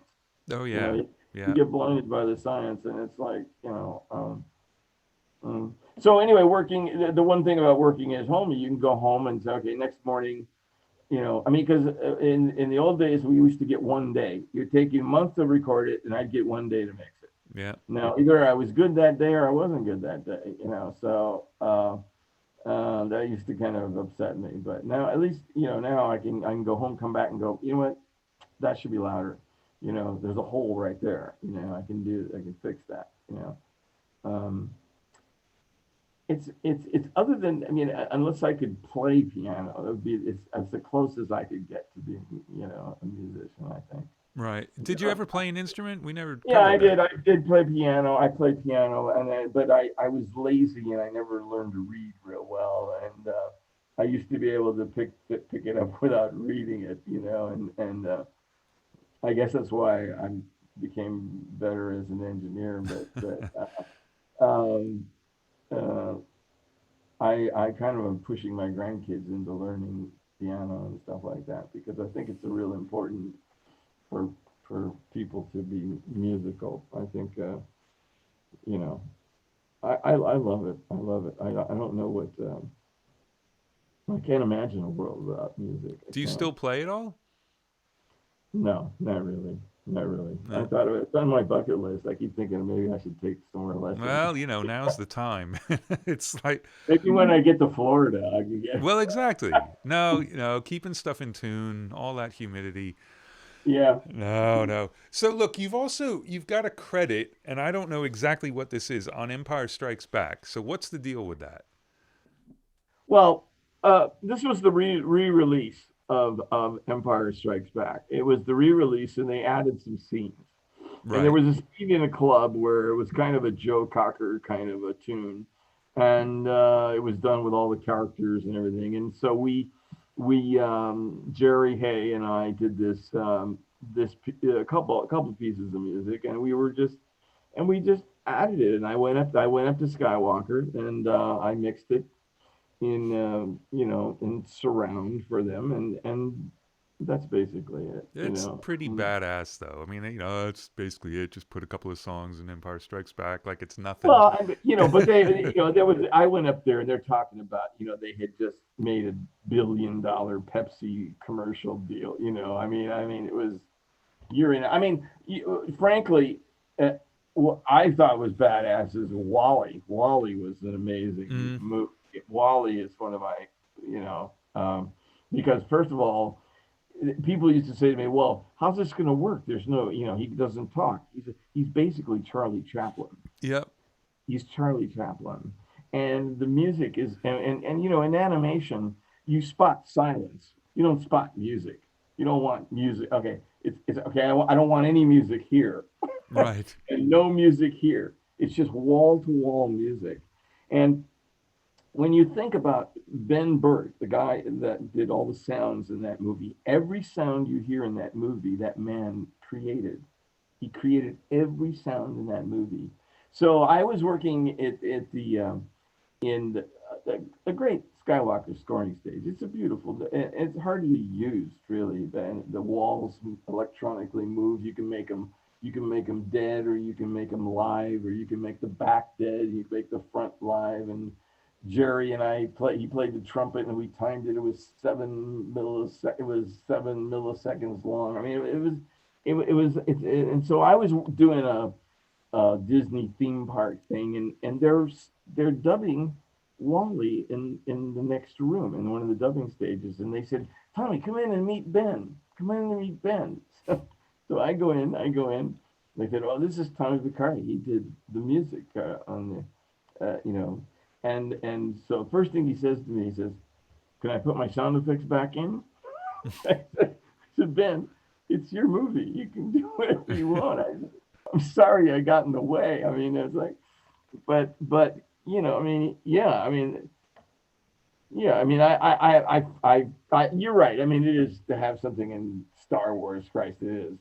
But I mean, considering that was your first date with Prince, too, it's got a whole Star Wars legacy going that's on true. here. I never thought of that. Actually, yeah. I never thought of that. Yeah. But Well, look, you managed to just skip past. Oh, I was just doing some Disney theme park stuff.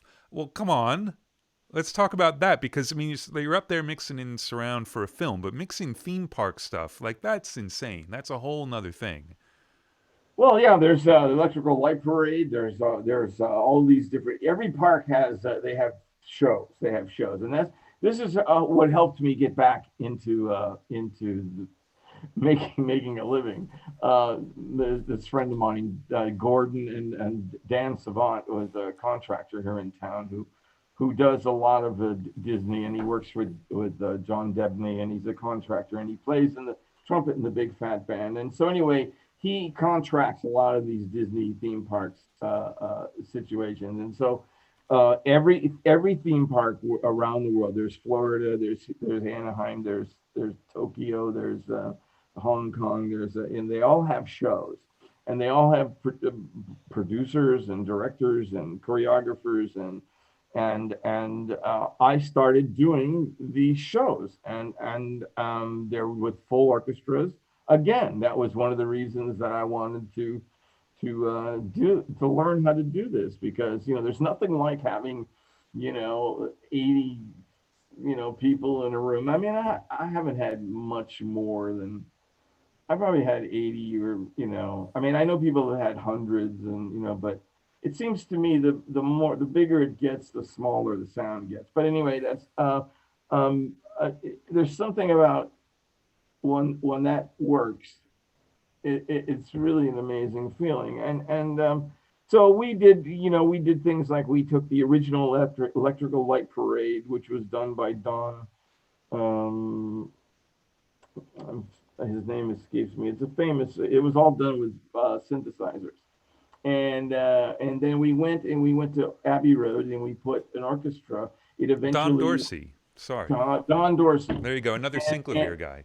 yeah, yeah, and all great sounds, all great sounds, and it eventually morphed into the London Philharmonic, and we came back, and we mixed it here in Florida, and We're what's going to his get a name? lot of angry calls from Florida after this. We're gonna get calls from Florida. Fortunately, they'll be embroiled in a civil war come Wednesday, so they'll Come take on, their mind off it. yeah, yeah, yeah. Uh, we're making history here, I see. But yeah, so these things, I'm doing one next week. I'm doing another one next week, and when we got locked down, I was doing one for Euro Disney, and I was only two cues into it, and so when they locked us down, I thought, okay, I'm here. I'm zooming this anyway. So I basically was going from the studio to my house and back to the studio. So I kept going, and I finished it. Otherwise, it would have never been finished. And they were very grateful that I kept going, and I was grateful because I got some money to live through the lockdown, because three movies canceled. And and um and yeah, so they're very challenging, because they're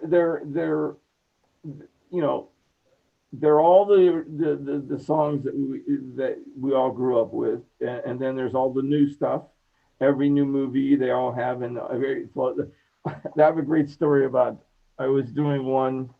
I was What it is they have this. There's an underliner that plays along the parade route. Okay, and each float has a different song on it. And as the float goes by, you hear Toy Story, or you hear Pinocchio or whatever, and there's an underliner that keeps playing all along. So I'm at Capitol Records with Steve Genowick, and I'm standing in the hallway, and they're setting up my PMC speakers in Studio C, and I'm talking to Steve. I'm looking towards Studio A, and someone comes up over here on the left side, and so I turn, and it's Paul McCartney, and so he takes a hold of my hand. He's holding my hand, and he says to me, "What are you doing?" And my heart is like, You say, "Well, I'm holding Paul McCartney's hand. Thank you very much." I'm holding his hand. Okay, and people are watching this go down, and I said, "Well, I'm doing a electrical light parade for Disney." He says, "How do you do that?" I said, "Well, there's this underliner, and then there's these floats that go down the street, and they play a different song." He's still holding my hand, and these floats that go down the street, and he says, and they play a different song, and he looks at me, he goes, "So you're the float guy?" And he walks into Studio A, and I turned, and I went, "Did that just happen? Did that?" And everybody in the room like cracks up. It's like, how did that, of all the things that I've done in my life, Paul McCartney, I meet Paul McCartney, and I'm the float guy. You're They the gave me float guy. a TV shirt. They gave me a T-shirt that said the float guy. But I mean, they're very it's difficult too, because sometimes, like, I would spend at Skywalker, I would spend hours getting an orchestra balance. And then I have the director go, "Where are the dwarfs?" I go, "There's dwarfs. There's dwarfs in this." So, so there's it's wall to wall vocals too. So okay, so what I do now is I pull it all down, and I get the vocal balance, and then I bring the orchestra up into it because it's really a song that they want to hear. I mean, and so it's much easier that way. It's just stuff you have to learn over the process. And I just did one with a new producer, a really smart kid, Israeli kid. He sang them all the parts. It was really, I mean, 700 vocal parts, Wow. 700, and I'm talking about whispers and loud. So I'm changing the preamps, and so I had a Pro Tools operator, and so we were while I was adjusting preamps because I wanted to make sure because there's loud things and then there's soft things, and so you have to kind of balance and we did it. And I'm telling you, at the end of the day, we were spent, but it got done, and it got done really well, and they were really happy. It's a challenge. It's putting yourself in position where in situations where you just have to do it. You do it and you do it the best you can do it. I don't like, I really hate, that's good enough. I really hate that. I've had people tell me that, and I said, no, that good enough is not what I'm going for. That's not what I'm going for. I mean, it's just, um, but there's been a lot of them. There's been a lot of them, and there were more before. There was a lot. I did a lot more, but then they started to go to Abbey Road because of several reasons. Because the union situation, if they wanted to do a soundtrack, they'd have to pay them again. If they wanted to put it in such, then they had to pay them again. And where at Abbey Road, you go and it's a buyout. They can put it wherever they can do whatever they Right. want. So I lost a few, and I've gone over there and done a few myself, but a lot of times they don't want to fly you and and stuff like that. So but up until about uh, 5 years ago, I was doing just about all of them. So I Um, know with a lot of the theme park installation things, you're mixing for like a 90 speaker array because nothing moves. But what format are you mixing the parade in? Well, I'm mixing it in. I'm stemming it all out. I'm stemming it all out, and what happens then is that there are people that go over there and mix it in the park. Uh, uh, But when Melissa, you're doing your mix, are you just mixing stereo then? I'm mixing. I'm giving them a stereo, but I'm also stemming it all out. I'm Right. stemming it all out, and the stems become a stereo. Yeah, and that's the same thing with the movies too. I'm giving them a 5.1, but Right. It's I'm all got to making be it there. Yeah, stems. at some point, there's sometimes where we will go back after the movie because we may bring something or move something out of the way for dialogue, and then for the soundtrack we can go in and move it. But we've never had to totally remix a soundtrack. We've always been able to adjust a Right. little bit. You bring things up, because I've stemmed it all out, everything. Because there's always a situation where a director says, "What's that sound? That sound doesn't work there. It's getting in the way of the dialogue. Let's remove that." So you want to give them the ability. So that means the echo has to be discrete. It has to be, and then it's complicated stuff, and fortunately I've had Larry Mon, I've had a lot of really talented Pro Tools operators, and so they've really take that. I can concentrate more on the music and the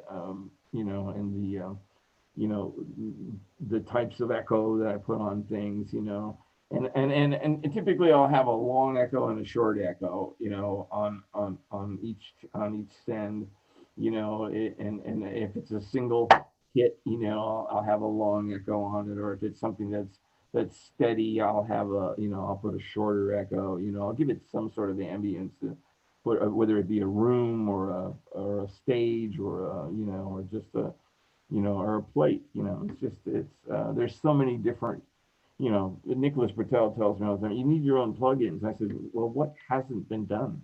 I don't know what else has. There's really nothing that hasn't been done. Really, I don't know. So, but yeah, it's. I don't really. There was a time where they used to go back in and remix. Right. I've been told that certain mixers are really concerned with the soundtrack album, and then they stem out the music and they let the dubbing guys deal with that. I kind of do it the other way around. Only I don't know. I don't. I'm concerned with the soundtrack. But I don't. I Yeah, but do. it's I am written for the film. written for the film. So I want to. I want them both to work. So we check it. We A/B it when it's folded down to make sure that we have the right, that we're not losing too much. It does seem to dry up a little bit, but then we can compensate for it if we need to.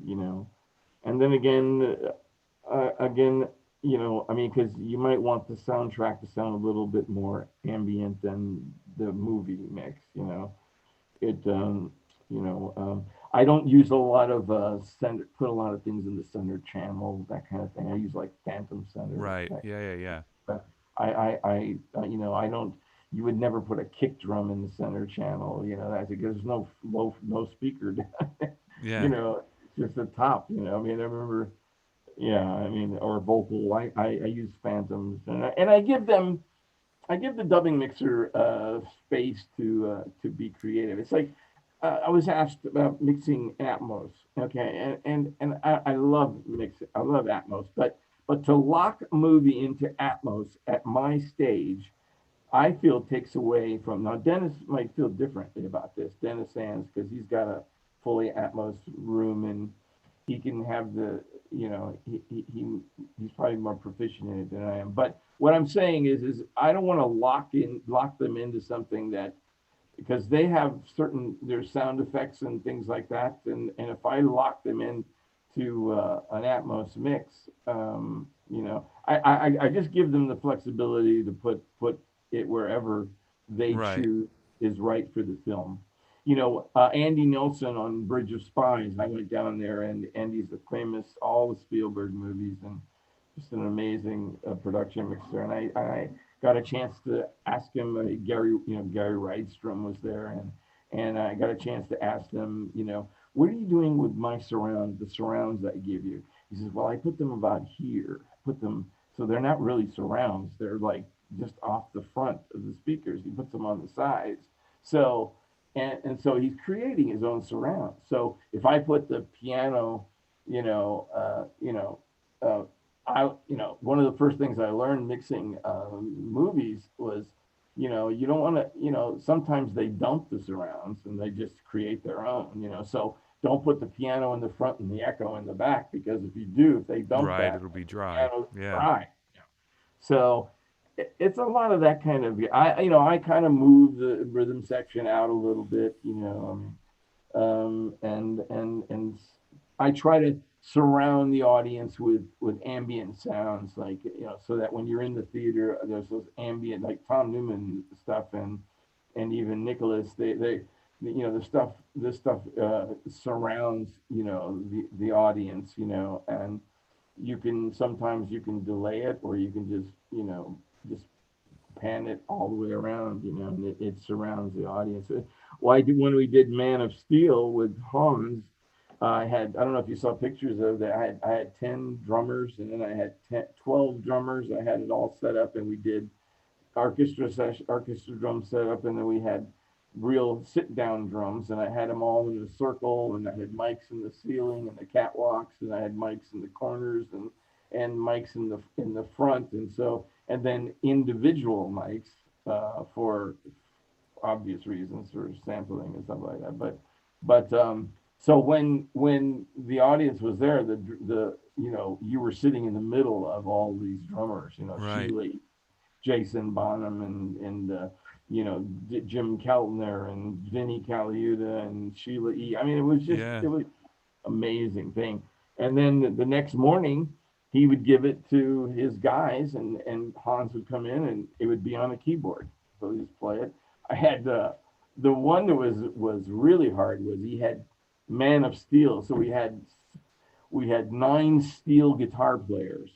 Okay, now steel guitar players don't play with other steel guitar players, so all these levels are like, and so trying to set balances, they got pedals, and so they're soft and Yeah. they're loud. I mean, but in the end, it was a really interesting sound, that he came up with. It's Hans is brilliant with this kind of stuff. So, yeah, I mean, that's back to the theme park stuff. It's just they're all different, and they're similar as well. They incorporate the new movies with the classic stuff. When You Wish Upon a Star and all that stuff. Yeah. So I must have recorded that 100 times, in different ways. But the newer ones, they're starting to change up, and they're starting to get a little more. There's a new one. There's a new show that the last one I did was really pretty innovative. It was pretty modern sounding. It's so they're fun. Yeah. But it is a lot. It's a lot of work, and like I said, a lot of vocals. 700 vocals. That's Okay. crazy. Yeah, I mean, I mean, because it's just wall to wall. So it's really, I mean, I didn't mix it. I recorded it all, then they gave it to a guy that he had. He had his, yeah, because everybody's got their guy. And so I said, that's fine. Good luck. Yeah. And he did a good job. He did a good job. So All right. it's So cool. we talked about the fact that you do the Oscar telecast, but we didn't talk about it. We didn't talk about, first of all, the fact that you just don't let Steve Jenowick sleep for days on end. But I'd love to hear a little bit about kind of the process, because also, I mean, obviously, you talked about Lady Gaga's appearance, but the appearances are huge. And you've got the pit, and I know that's changes every once in a while. Like Don Was, I know when he produced the music, tried to change it up and had some loops and things, but generally live orchestra, that's sort of the same each year, but the performances obviously are completely different.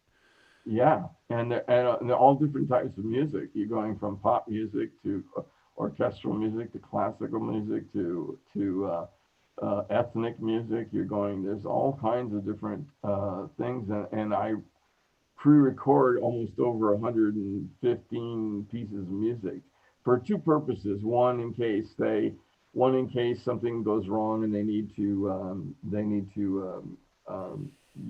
use those, um, and for rehearsal purposes, because I'm going to have to do it live.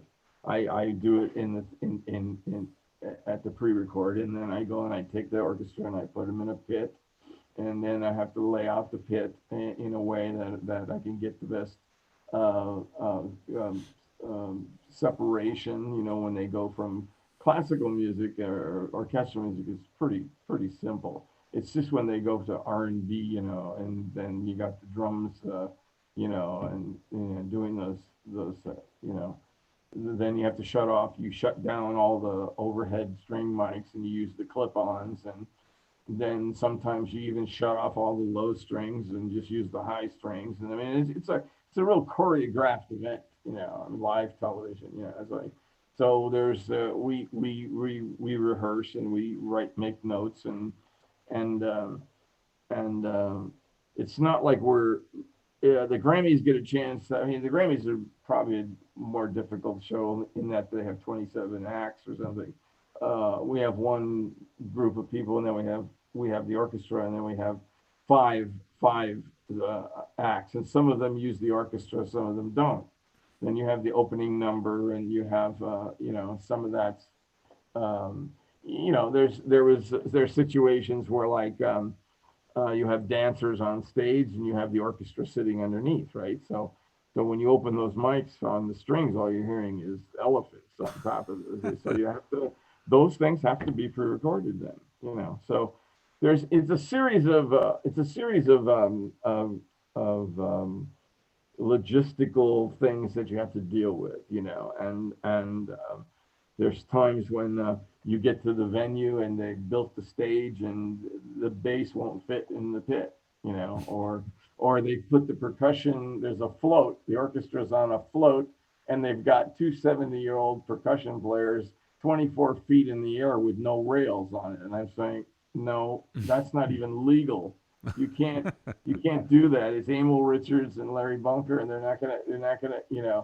And if they fall off, and people have gotten hurt, but so there's all these things besides making the music sound good, and there are shows that I've done that I thought were.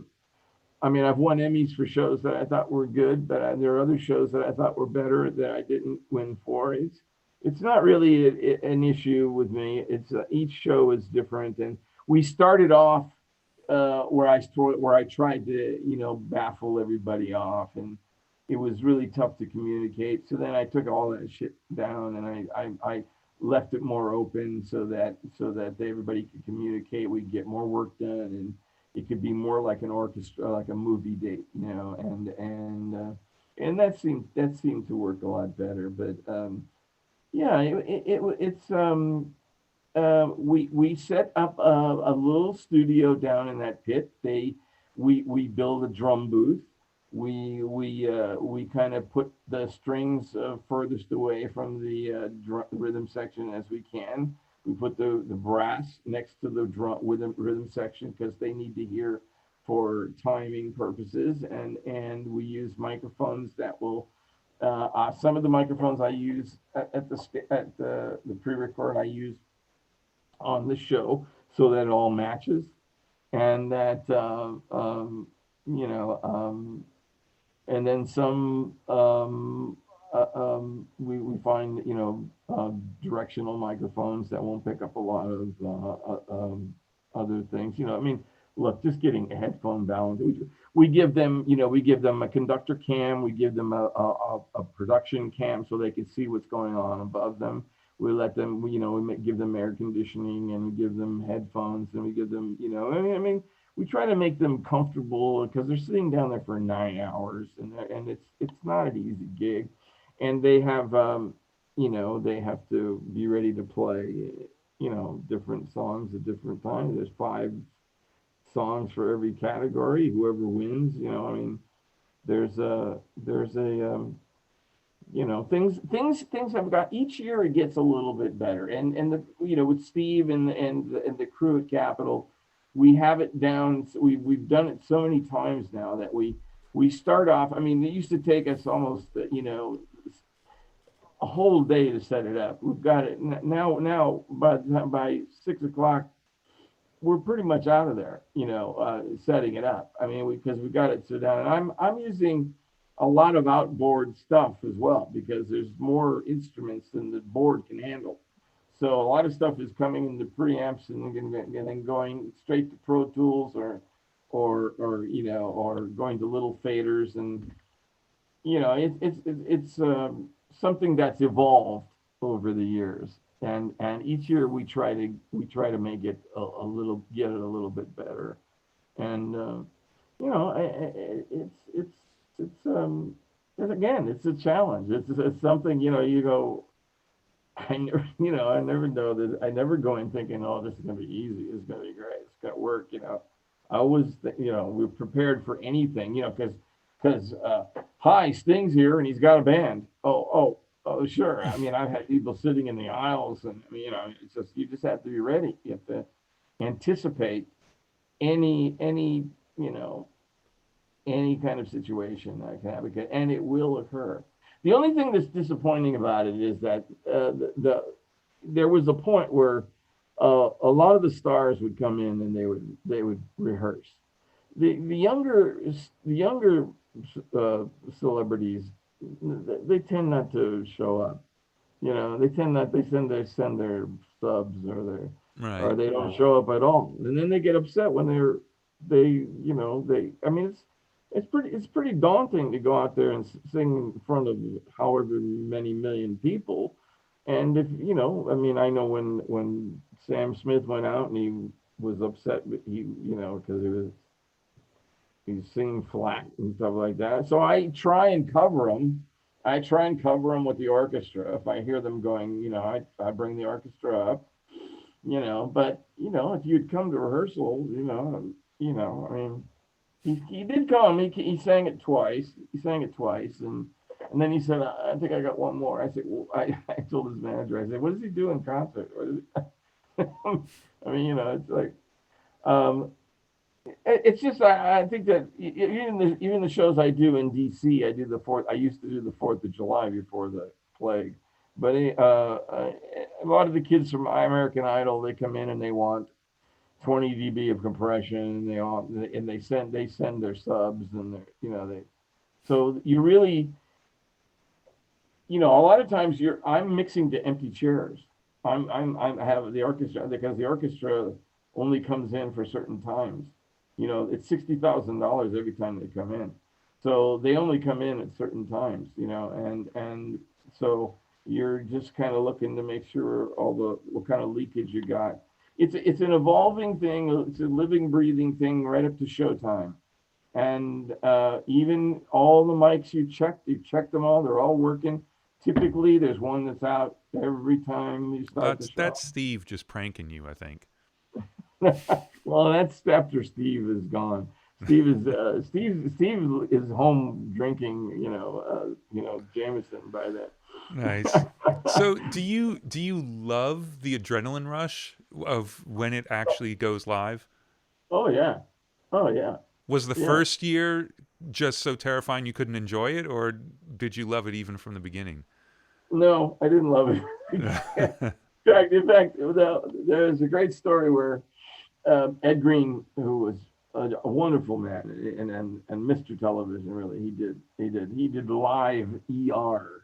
I mean, this guy was, he's an amazing guy. He's the one that he was just a wonderful, beautiful man, and very, very talented. And he said to me, "Now, Tommy, when they go and now, okay, it's very important. And now, you have to go for the timpani, okay? And now, the timpani, right? So, okay, so we did this for a week. I did all the pre-records. I did it. I practiced this thing for a week. Okay. By the time the show came, they went, and now, and I just sat there. I didn't, and it went right by me. Because I was so tired. I it just went right by me, and I won an Emmy. So anyway, look, it's a hell of a week. You have to record and mix over 115 pieces of music, take the orchestra, go put them in a pit, deal with all those problems. And I have a really good crew over there. I have my brother, Dan Vicari, go down there. Now, while I'm at the studio, I have him over there making sure that the audio is being represented, because they're worried about visuals. They're not worried about audio. So I have someone there representing me all the time. And I did that. I was the first guy to do that. I said, look, I'm not going to get there. I get there for sound check. So how do I know what the hell is going on, or what mics are I have no idea. I got 2 hours. I mix until 5 o'clock. I get there, and at 7 o'clock, it's horns up. Right. Horns up to 9. And then certain times, certain people, most of the time they never play until the show. Okay, so where's the preamp set? Who the hell knows? You get an average, you do. There's, when the show plays, they play. But there's, it's obvious. I mean, they don't want to blow themselves out. Yeah. They're not going to play, at 10 o'clock in the morning what they're going to play at 5 o'clock at night, because there's a physical, issue there. They want to blow themselves out, so they don't play. So I have been able to start off from the year before, depending on the truck I have. If I have the same truck, they do take a snapshot, and I can. But inevitably, I always have to change it. It really never comes back the same way. I mean, it's not, those snapshots don't really do that much. I always, have to, I set a relative balance on this, the clip-on mics. Those DPA mics are fantastic, the clip-on. And then I have overhead Scheps mics. Scheps mic. You own that company? I wish. I'm spelled wrong. Anyway, they sound wonderful. And then I have my brass mics and percussion, and there's electronics and there's synthesizers, and that's a whole other thing. Synthesizers. Now you got Celeste, you got Rhodes, you got strings, and now are they balanced? Okay, Celeste, strings, okay, bring the strings up or bring this way. So I balance all those out, and even then I'll slap a compressor on it just to make sure that if he does get too loud, because it invariably changes. Yeah. Somehow he hits a button and that level is too loud or something, and but it's gotten, most of the time they're cooperative. They want it to sound good too. So I mean, I've been pretty fortunate with the people that they hire too. They're all real good about Right. helping me out in that situation. Because it's we're all kind of in it together. It's good for us to I mean, it's a relentless pursuit of perfection, and we always seem to fail. It always comes out to what it is. It should be elegant, and it should be Hmm. sophisticated, and it should be, and they want to see the movie stars, Yeah. you know. And I think because you've been doing it for so long, there's a real sound to that show. Like it's when as soon as that timpani hits, it sounds like the Oscars. It's a Yeah, great thing. And even with the performances and all that, it's really cool that it yeah, has that it has an audio brand to it.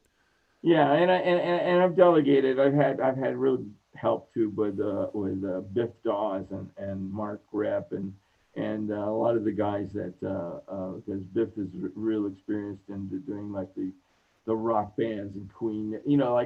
Like for example, Queen brought in two engineers from London, and I've done Gaga two or three times, but this time she brought in two engineers, and I walk in there and they're sweeping the and there's a drummer, and I can't hear the drums. Where's the drummer?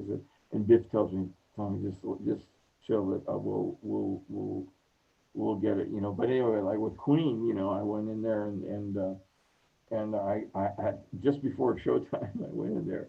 They had two guys, and they were real good guys. There was nothing wrong, but I said, okay, guys, listen. I can hear the guitar.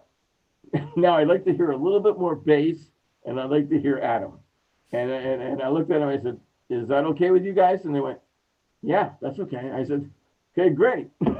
Because in the bottom line is it's kind of my name is on it. I mean, I want to make sure that that everybody that it sounds good. I mean, it was. I thought that show was particularly great, and there was one show where we did.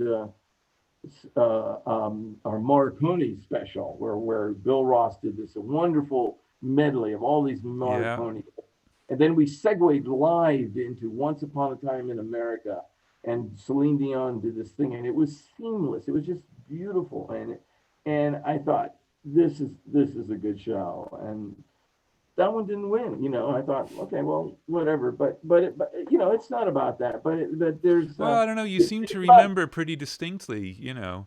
well, but only because there's certain things where I you know, I know. I'm think, kidding. you think it's okay. I've won Grammys uh, or I've been nominated for Grammys that I for records that I thought, well, okay, this record was good, but it wasn't as good as Stay With Me Tonight. I mean, Stay With Me Tonight was a lot better, but I mean, there's a lot of politics Of in it, course. Yeah, and I yeah. think so.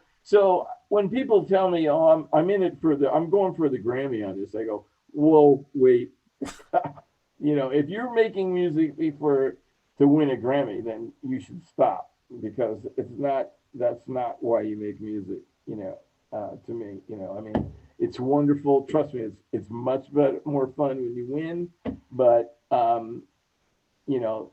I'm not doing it. I've had a couple people tell me that, and I don't want to hear it. I don't want to think about it. It's just not something that I'm not making it for that reason. If it happens, it happens. Okay, great. Send it to me. Yeah. you, Rod Temperton used to say, yeah, I said, right, you going to the Grammys? No, no, you've been there, done that. So Yeah. Well, here's the guy. Here's the guy. He's, I mean, I mean, he had a few, he had a few, more Yeah, than a few. he was a great, we went to the Monaco Grand Prix. He's a guy, he doesn't drive. Yeah. He loves Formula One, it's like, you know, um, is eccentric, and just a beautiful guy. Yeah. So it was a Yeah. real lot. Some popular music, anyway. Absolutely. So look, Yeah, there's one album that sticks out a little bit in your discography that I got to ask you about. Billy Idol. sure. I just asked you about it. I'm done talking about it. It's your turn. Well, it's an album that it's kind of the end of the era where you could take a year to make a record, and it was pretty wild. It was pretty wild. There were four engineers before me, and I was kind of hired to finish it up. And it was at a time where there was still a lot of partying going on and stuff like that. And throughout my career, I always said that that kind of thing was an occupational hazard. It was kind of like asbestos. It was like I used to try and make people leave the room and I'd let me do my work, and then after it was over, I'd go, well, maybe one, and then you're kind of in for the duration, but yeah, there was it was a rock and roll, you know, it was a rock and roll record. I like the record a lot. I think it's a good record. It was not with Steve Stevens. Steve Stevens wasn't in that on that record, but um, yeah, there was a lot of crazy things going on there, which I'm not sure we should get into. I No, think no, no. We Billy don't want to wrote, get anyone Billy wrote arrested. a book about it. Billy wrote a book about it, so it is in the book. It did take it took a long time. I finally realized that I was going to have to finish the record, and I I prevailed. There was one time where I'll be honest. I was taken to a rehab facility, and I said, "Oh my God, I can't. This is obviously I cannot do this, and this is not something that I want to do anymore." And just for one night, and for the rest of the record, basically, I didn't. I didn't. I would go home, and I'd come back, and they'd still be there. And so I was there the night he got on the bike, and he left, and he got into the accident because he was going to be in The Doors. He was going to be in the movie The Doors. Yeah. He had a compound fracture with no. He's lucky to be alive, and I heard he's still working in Vegas and stuff like that. He was a very talented guy, man. He could. These guys were uh, Keith Forsey was, when Keith gave me the gig, he said, "What's your rate?" And I told him my rate, and he said, "How about if I give you more?" I said, "You're the first guy that ever said that to me." And the last. And the last, yeah, and it was. I at one point I had a friend of mine who's now passed away, but he came every night. Um, and stayed with me, and I would just do my job, and then I would go home and then come back and do it. And it was after I hit the wall one time, I just said I had to stop. I just said that was it, and that's probably the last time that it was there. But it was just everywhere in at a certain point, and it was accepted everywhere too. Everybody was was all kinds of people were into it. Business people, and I'm told there are still people doing it. I get nervous thinking about it.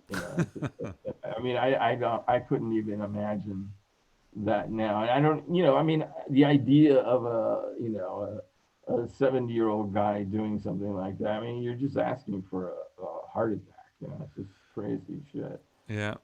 I don't know if you can, you know, but yeah, I mean, look, I mean, it was they were really talented guys. They were really talented guys. They had made great records, and I went to London and I did. We mixed we mixed Billy Idol live at Wembley Arena, not the stadium. And the BBC didn't want me to do it. They wanted someone. They wanted somebody else to do it, and they wanted one of their guys.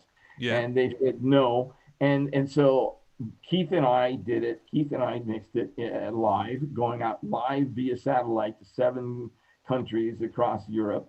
And we were adding delays and we were doing all this stuff. And after it was all done, we were like kind of soaking wet. And we come out of the truck, and a BBC guy comes up to me and he says, I said, so what'd you think? He says, well, you were 2 dB louder than we thought you were going to be.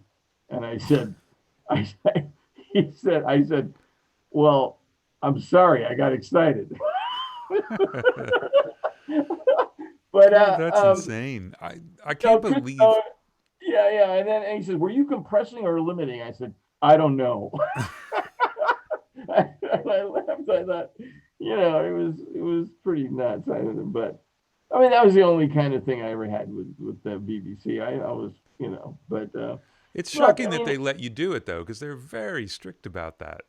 yeah. Well, when I went to town, when I got to town, when I got to England, I got into a cab and I said, I'm going to this hotel, and he says, are you working with Billy Idol? I said, yeah. He said, well, they're not there anymore.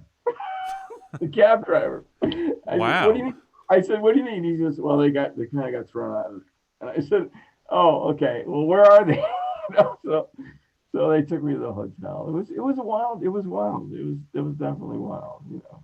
But I got it done. I got it done, and I don't think it did as I'm not sure how well it did. I think it's a good record. It's a good record. I'm kind of proud I lived through it. I think a lot of people feel that way about that whole time period, you know. Yeah. Oh, listen, there was a lot of people that didn't Yeah. make it, and but like I said, it was an occupational hazard. It was, I mean, it was everywhere. It was everywhere, and you really had to have a strong will. I mean, I knew guys that just didn't, But when you're asked to stay up for, I mean, I didn't know it. When I went to work, I didn't know what that stuff was. I didn't know any of it, And then in the beginning, it was kind of fun, and then it just got really ugly. Got really ugly.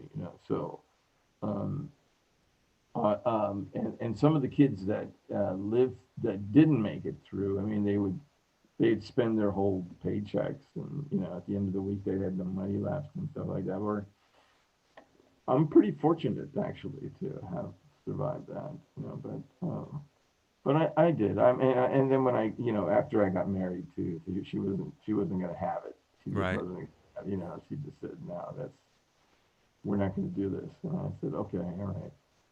So, so yeah, but I mean, it was rock and roll. Bill, Chris Stone, Chris Stone who owned the Mm. record. There was one night where I walked out of the studio and he looked at me and he said, Tommy, there's not too many of these happening anymore. I said, yeah, I know, Chris. I know. There was, yeah. So Right. anyway, Well, so it was everything I thought it was have been, yeah, basically. it's probably, it was, and more. Well, look, I think we should probably get Mark to gather up some questions, but I want to let you talk about the project. You mentioned it very briefly earlier. It's something that came out yesterday, Yeah, right? yeah. Which coming out on a Sunday is odd, but what the hell? You can come out any day of the week you want now. Um, Uh, um, It came out on the 30th. Was that Sunday? It came out on Oh, Friday. It on came out Friday. Friday. Right. Yeah, it came out Okay. Friday. So World Goes Round, which I mean, this is. It took you a little while to finish this project up. Well, this was a thing after the George Duke period, right? Where there was nothing going on, right? So I started working with a group of friends of mine. We started making demos and making it, and these are songwriters. This is Frank Musker, who wrote for with Queen. He wrote with Every Woman in the World. He wrote Modern Girl for Sheena Easton. He had a lot of hits in England with Bugatti and Musker. They have a band called the Dukes, and then there was Marty Walsh, who was a famous guitar player here, who's now a teacher a professor at Berkeley. He was played with Supertramp and John Denver and Jeff Hull, who wrote Piano in the Dark with Brenda Russell, and then Elizabeth Lamers, who also toured with John Denver, and anyway, so we had this. So a bunch of They had this. hacks, basically. Yeah, they were really successful songwriters, and so we decided to do something that was. We said, well, okay, we're doing all this stuff there for all these other people. Maybe we can do something that we like to do, and and um, and so we made these. We made about 5 songs. I mixed them, and we shopped it, and nobody wanted it. It just laid there for 30 years. Okay, so then I was mixing that Euro Disney thing that I told you about, and I get a MP3 from Marty of one of the songs, and I said, and Marty, he re-records Steely Dan tunes with his students, and they're impeccably close to the original. I mean, the kids are really talented, and so I said, what? Marty, what did you do? Did you re-record this? He says, no, this is the mix of yours from 30 years ago on a cassette. And I said, oh, okay. So then he sent me another one, and he sent me another one. And so anyway, long story, I took the 5 of them and I put them in Pro Tools, and I compressed it and put some EQ, and a record company bought it. And so, because the 80s music was starting to come back, and the lyrical content of the stuff was really what was happening now, about the environment, and about, and some of it's pop records, and some of it's really kind of, timely about what's happening right now. So then we needed to finish 5 tunes to have an album. So we put together the studio that I'm in right now, and we did it here. I took the only thing that's left on those the new songs are basically the lead vocal and maybe a couple backgrounds. Everything else has been redone, but the 5 original ones that I mixed at Skip Sailors and Conway are basically come from a cassette. They're basically a mastered cassette. Okay, and people, I mean, they sound great. I mean, I don't know, I don't know what the hell. I mean, I must have been really desperate or good or something. I don't know, but they sound great. People tell me, I thought it was a new record. I said, well, it is. But it's from maybe I thought, well, maybe we should just take all the new songs and dump them to cassette and then Right. remaster it. But yeah, so it came out, and today it had 147,000 streams, and we'll see what happened. I did a video. I told you, I think I told you about the video, and so everybody's very excited about it. It's something that wouldn't have happened if it wouldn't have happened if there wasn't the lockdown, and and look, I mean, I don't know what will happen. It's another one of those things that we did that was done out of love, and just the songs are really good. It's a really good album. And whatever happens, happens. I'm just happy that. But the fun of it was that it was my baby. I was in charge of the whole thing. I put it together. I got it done, and it really took um, my mind off of what's going on in the world right now. Right. I was able to be creative, which is really the fun part of what we do. I think being creative is just is the adrenaline rush that I get that we used to get in other ways. I mean, it really is. I mean, there's a sense of people say to me, there is a sense of accomplishment at the end of the Academy Awards, or at the end of a project or at the end of a movie where you go, and sometimes I go see the movie a year later and I go, oh my God, I never really even realized that, I mean, because I was so interested, so involved with the music aspect of it that obviously I'm paying attention, but I see it in little bits, but yeah, it's on Tidal, it's on Spotify, it's on iTunes, and to see it just happen because there's a resurgence in 80s type music, and the fact that the lyrical content of this stuff, where he's talking about the environment, we're talking about human rights, we're talking about civil rights. I mean, it's all, I mean, and it's not really political. It's just about it's kind of like the the planet is going to be fine. It's us that are in Yeah. trouble. We are the ones. We're not saving the planet.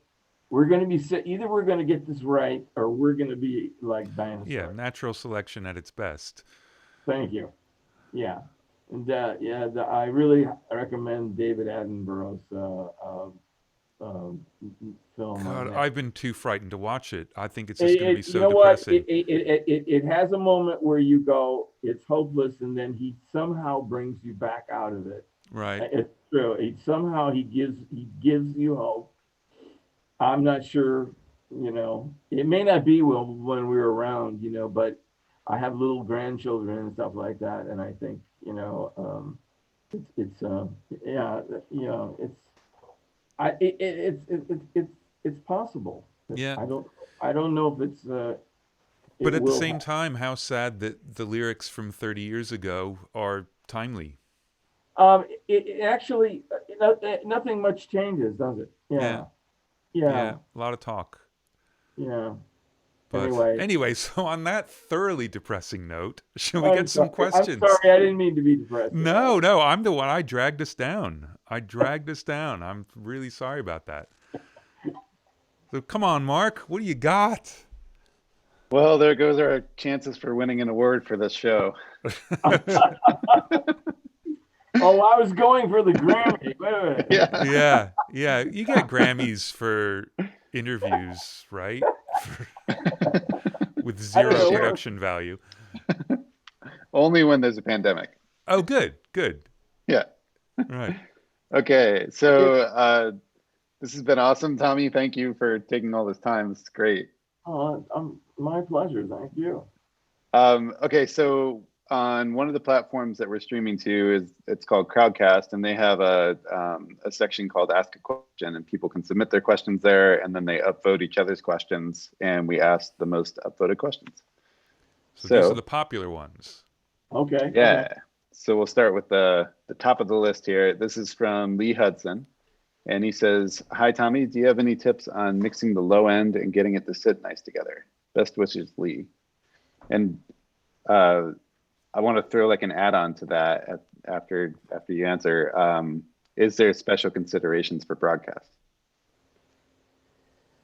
Well, yeah, because there's obviously compressors that after radio is doing what it's going to do.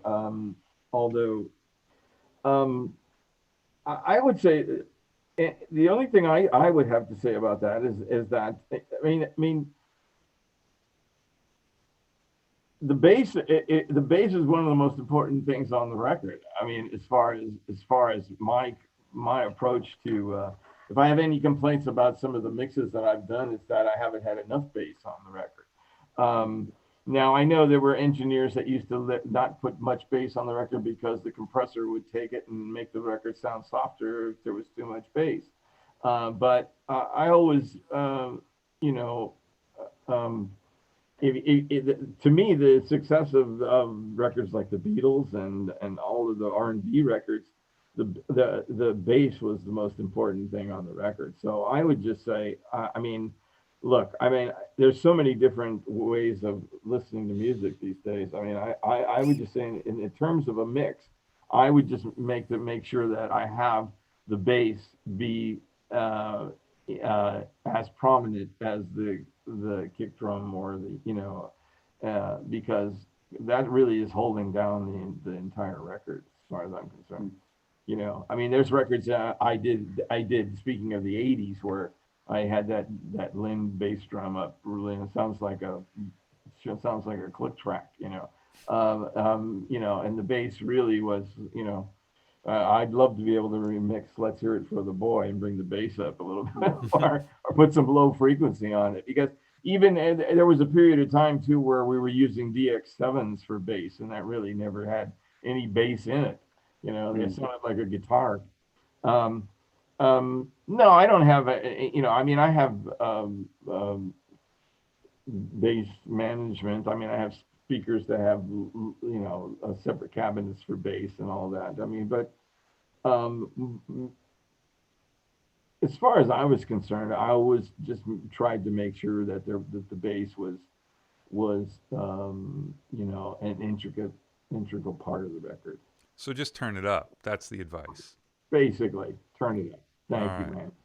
Yeah, turn up the bass. Awesome. How about with broadcast stuff? Are there, when you're mixing shows, do you have things that you're concerned with, or? No, I just mix it the way I hear it. I just mix it the way I hear it. I don't have any. I mean, I'm sure there's people that can answer that question, but I'm not one of them. I just mix it the way I think you're the person. I think Andrew can probably mix that. Andrew answer that question. No, not a clue. I haven't looked at a meter in 30 your years. lectures. I've seen those lectures. You can, but no, I just mix it the way I hear it. I mean, I try not to. Ed Green used to tell me, Tommy, are you listening in mono? I said, no, Ed, I'm not listening in mono. I'm not. At that time, I know, Bruce and those guys there, and Al came up, they mixed mono. I was never, I came up, I was mixing stereo from the beginning. So I didn't come from that era. Jeff Emmerich all those records were mixed in mono, but I started kind of those in stereo. So Yeah, but those records are also produced in mono, and I think that's something people never talk about. Like, I mean, obviously there are technical reasons to check in mono, perhaps, but I don't particularly do it. But those Beatles records were produced in mono, therefore right. They're mixed in mono. If you're producing in stereo, you don't want to mix in mono because your arrangement is built for things balancing on different sides, and That's right. And the stereo spread of the instruments, and so balance is the most important thing in my mixes. I try to make sure that it's balanced. I mean, I used to think, when they did those Beatle records in stereo, I thought, well, this was a creative decision. No, it wasn't a creative decision. It was just that they wanted stereo, and so they put the vocal on one side. Yeah, needed a version for the States. Yeah, and that's why, and Jeff, till the end said, I already mixed it. I mixed it in mono. Monos are the records I mixed, and those other records are not the records I mixed. So you're right. Yeah. Yeah, and I think that really showed up the first time round on surround mixing when everything was getting done in 5.1 and it was destroying songs. I heard Sergeant Pepper. I heard one. I forget what song it was. Maybe For the Benefit of Mr. Kite, and I heard it in surround. I said, stop it, take it off. I don't want to. I can't hear this. It just wasn't the same. For me, I think it's just because it splits apart arrangements. I mean, remember, I think it was a Steely Dan one I heard where it's like all of a sudden there's some percussion coming out of the back left speaker. Yeah, who And cares? like, and you didn't even know the percussion was there because the whole point of it was the way it locked in with the Yeah, drums. yeah. Now I've heard, And there's some so amazing stuff too. yeah, yeah, there is. I've heard some really amazing stuff, but you're right. A tambourine coming out of the back rear speaker. I mean, even when I started mixing 5.1 with the big band stuff, they kept I was standing at the end of the room in Las Vegas, and I was hearing all I heard coming out of the one speaker I was near was a trombone, and where's the rest of the music? I mean, and so I started moving the bass and the kick out a little further and kind of, filling in some of the holes because it was just too, even Atmos now, the stereo, when I did the stereo, I had the bones center left and the saxes center right. Okay, so then when I moved it to Atmos, they were coming out of the back speakers like over here. So I went back in and I redid those two stems so that they would connect from the front speaker to the back speaker, you know, and it it filled out the whole thing much Yeah, and better. I But think yeah, I think with the Atmos, the approach has been different. You're building spaces or taking yeah, advantage of the movement, 3D movement. yeah. Like some of the stuff Yeah. Greg Penny's doing is insane. Oh, The stuff Steve is doing, amazing, obviously. amazing Yeah, rock man. Just amazing yeah, stuff, and he's managed to keep the original feel of the record too, the sounds and everything. But it's just expansive. It's just yeah, amazing. He played me Rocket Man. I just went, this is amazing. He's a very talented guy. He's yeah, very, yeah. I mean, yeah, it's a shame he's so mean. yeah. He's a bad guy. Yeah. He got bad vibes. So Awesome. So now that I haven't answered that question, what other? Yeah, let's not answer another one. What else you got, Mark? Yeah, Okay. just turn it up. Turn it up. All right. Well, Lee says many thanks for answering his question. Um, You're welcome. okay, so our next one is from Peter, and he says, I'd love to hear more about his work with Gino Vanelli. With Gino Vanelli. Yeah, well, Gino, all those records were done with no automation. There was no. We would basically do a verse. There would be there would be, of course, Gino would have his hand on the vocal, and then we'd Joe would have his hand on the piano, and I would have drums and toms and bass or something like that, and guitars, and we would do a verse, and then we would do the bridge or the chorus, and then I would literally cut those records together piece by piece because there was no automation at that time, and you have to when I heard Gino's demo, my roommate was a publisher at Alamo Music, and he brought me the demo, and they brought it into me, and they said, "What do you think?" And I said, "What do you want me to do?" I said, "Release the demo." The demo sounded fantastic. And so they said, "No, no, we want to redo it." So they redid it, and they did a record with Herb Alpert, and for one reason or another, it didn't work. And then the next record they gave us, like I said, Herb gave us creative control, and we did the record at I recorded at A&M, and it was non-Dolby, 24 track, and we mixed it at Armin Steiner's studio, and we did it like I said, that we would cut it together. Powerful People, Storm at Sunup. There was parts where I flanged, sections where you put the three tape machines together, and you offset one, and it gives you a flanging sound, and then you cut it into the next piece. And listen, Gino was he was a perfectionist, and he really, I learned a lot from him. I mean, he was really a talented guy, and still is. It just didn't happen as big as he wanted it to, and there's a number of reasons for that, but he can tell you about that. But um, the thing I loved about Gino was that it was really musical. It was really musical stuff. It was pop music, but it was really with a jazz influence to it, and perfection was the goal. He really wanted to go perfection, and maybe that's where I kind of look. I mean, the early Billy Preston stuff I did, is the first record is sort of primitive, but it still holds up against Sly Stone or any of those records. And I was, this is some of the first stuff that I had done, because the artist is great. You know what I mean? The artist is great. The songs were good. I mean, I'm not ashamed of any of that stuff. If I could remix it now, some of them I would remix, some of them I would just leave alone, you know.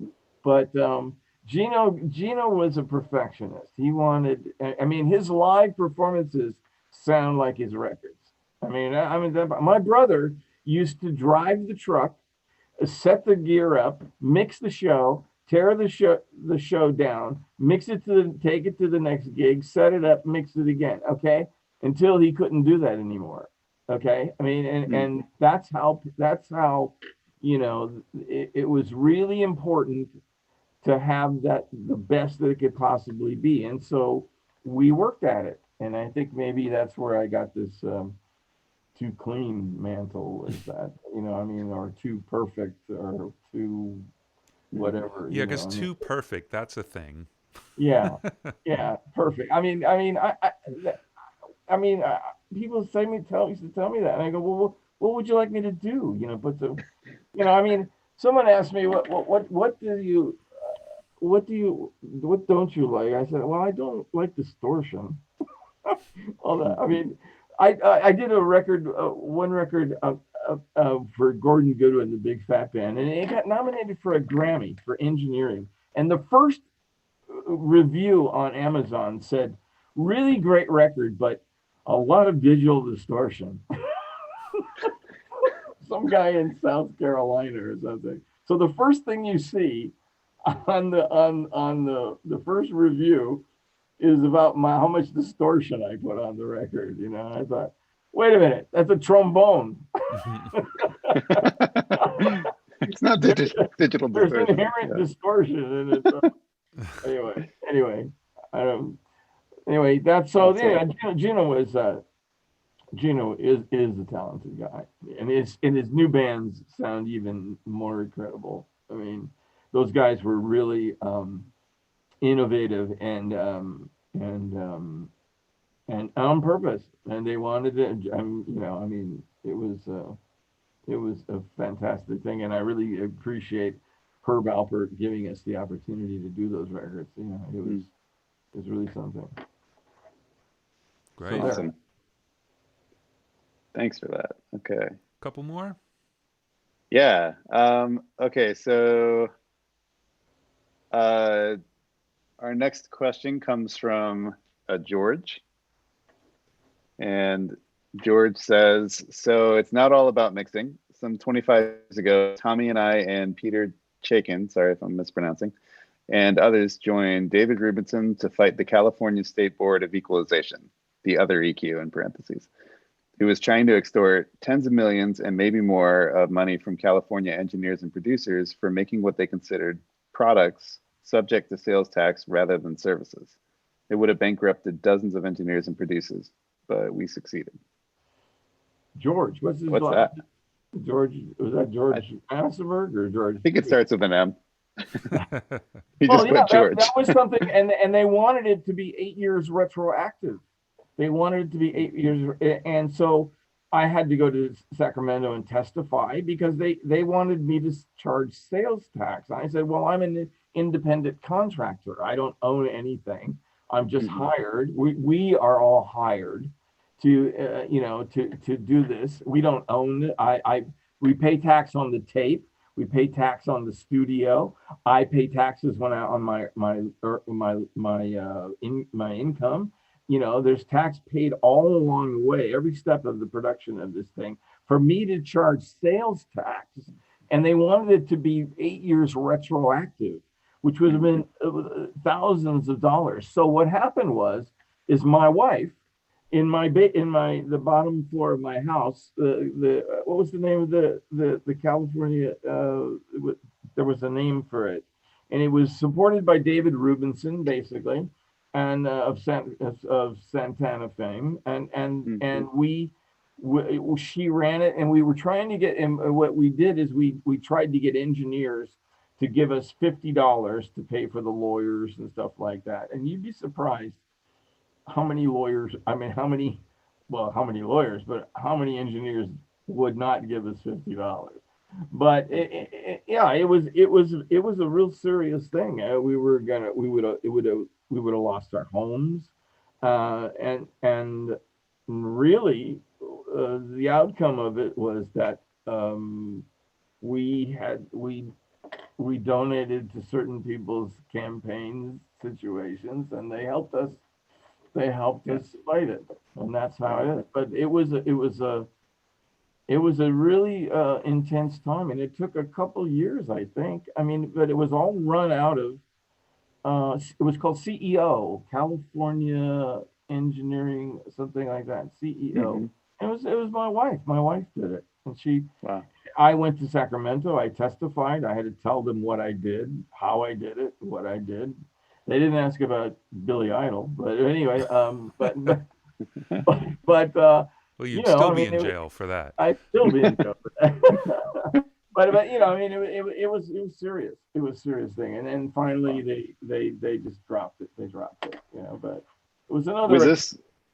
Was it only for music engineers and producers, or was it for all freelancers? Independent recording engineers. Yeah, independent recording. You know. Man. Wow. And you know, and especially the 8 years retroactive thing would have been really just. Yeah. I mean, That's insane. that's- Yeah. but Seems that very targeted. Yeah. Yeah, I mean, look. I mean, you know, the record business was. Here's the record business. You know, you would go and you would do the record, and the record would be in the store, and you'd still wouldn't be paid. You know, I mean, so you'd end up living off of your credit cards, and then when you got paid, then you'd have another credit card to pay. So your credit cards are still building up. I mean, you know, it's just the way the record business. I don't know. It used to do business, still does. I think it's 60 days.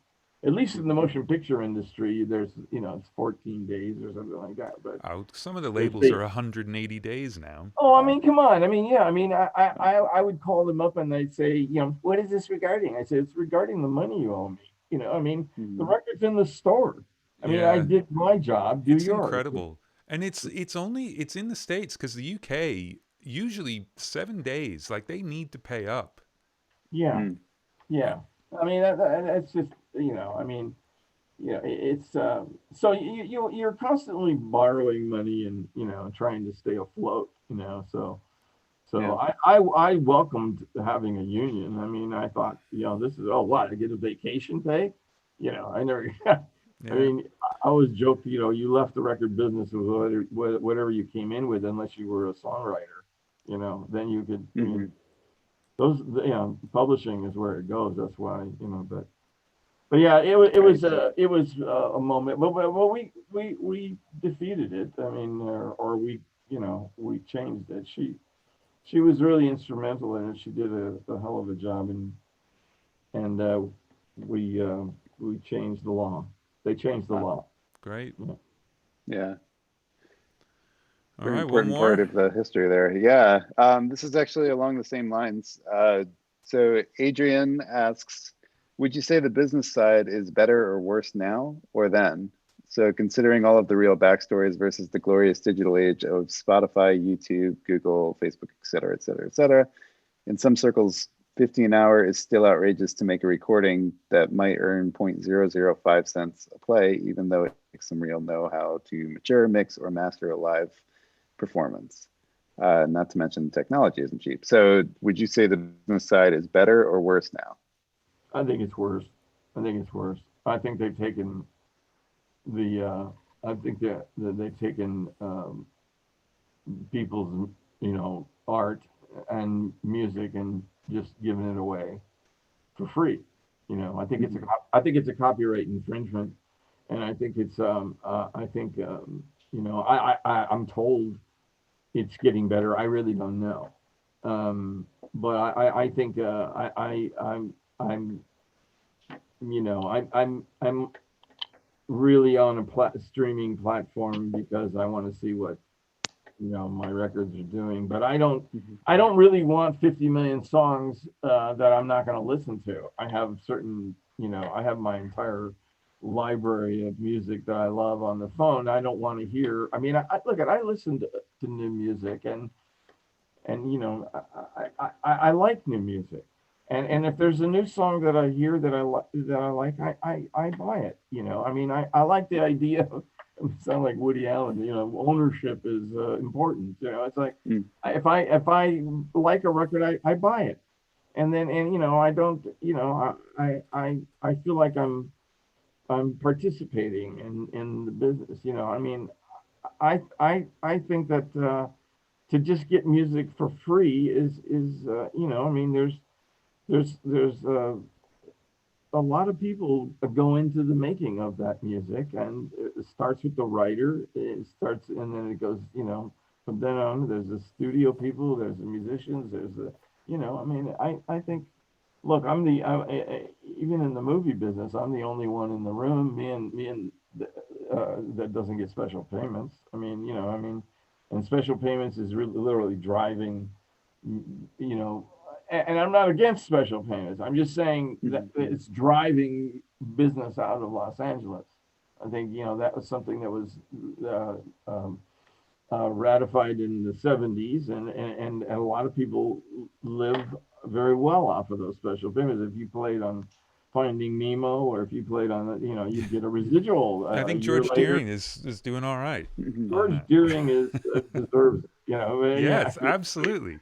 yeah. I mean, and he's doing really well, and I admire it. I mean, but yeah, I mean, but the reality is it's really moving things out of Los Angeles. In Los Angeles, there's only what, three rooms left. There's three rooms, and studios are even worse. Most of them are. There's a few coming back, but um, I do think it's worth.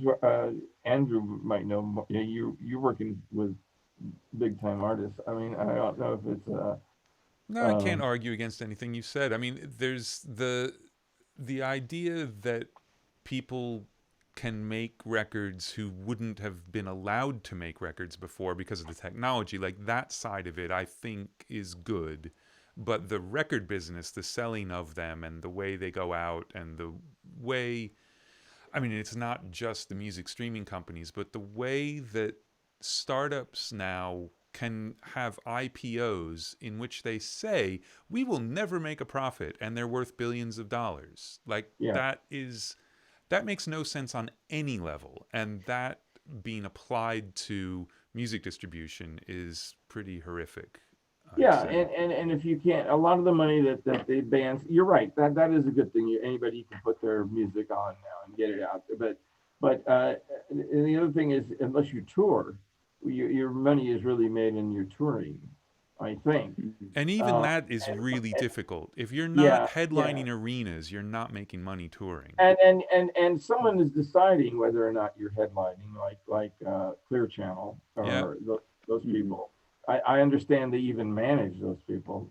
You have to be in the management company in order to do that, and so I'm not making any fans at Clear Channel right now. But anyway, I don't. I'm not sure. To answer your question, I think it. I think it's worse. Uh, at least you know look, it's always been kind of, shady, right? I mean, the Beatles never had their publishing, right? They didn't have their publishing. They signed these deals when they were. Yeah. I mean, look. I mean, the cream always rises to the top. I mean, if you got, the best part of the whole thing is the music. Getting back to the music, making it, creating it, and having it blow up like that is just, then that's, you know Yeah. that's what we all dream of, and we'll, but I don't know if it's any better. I think it's worse. You All know. right. Well, we ended the interview on a depressing note. Now we ended Again, the again, Q&A on a depressing note. So everybody go stream World Goes Round for please. free. And That's right. That's right. So, Perfect. or you have to give a password or something, or there's some sort of. Yeah. I mean, even title you have to sign up, right? You have to Yeah. have. Yeah. So Jay-Z will be making some money off of that. But Yeah. Yeah. yeah. Well, Listen, yeah. Well, listen, this has been a real pleasure. I hope didn't bore everybody. No, this was amazing. Yeah. Absolutely amazing. Great. All right. Well, I know next time Nico can't make it, Yeah. All right. give me a ring. Part All two. right. Well, he's in the doghouse right now. So, we'll see how this goes. He had to go work with some guy named Al today. So, I don't know. You can, And next week, completely different, Rob Kerwin, who of Hozier fame, among other things, Flood, PJ Harvey, lots of very cool records. So that's what's going on next week. So everybody stay super safe. If you're in the UK, welcome to the new lockdown. And there are breweries that deliver, and that's all you really need to know. So I'm going to put up the thanks for watching sign, right? Awesome. Cool, Mark? All right. See ya. Great. Thank you. Thanks.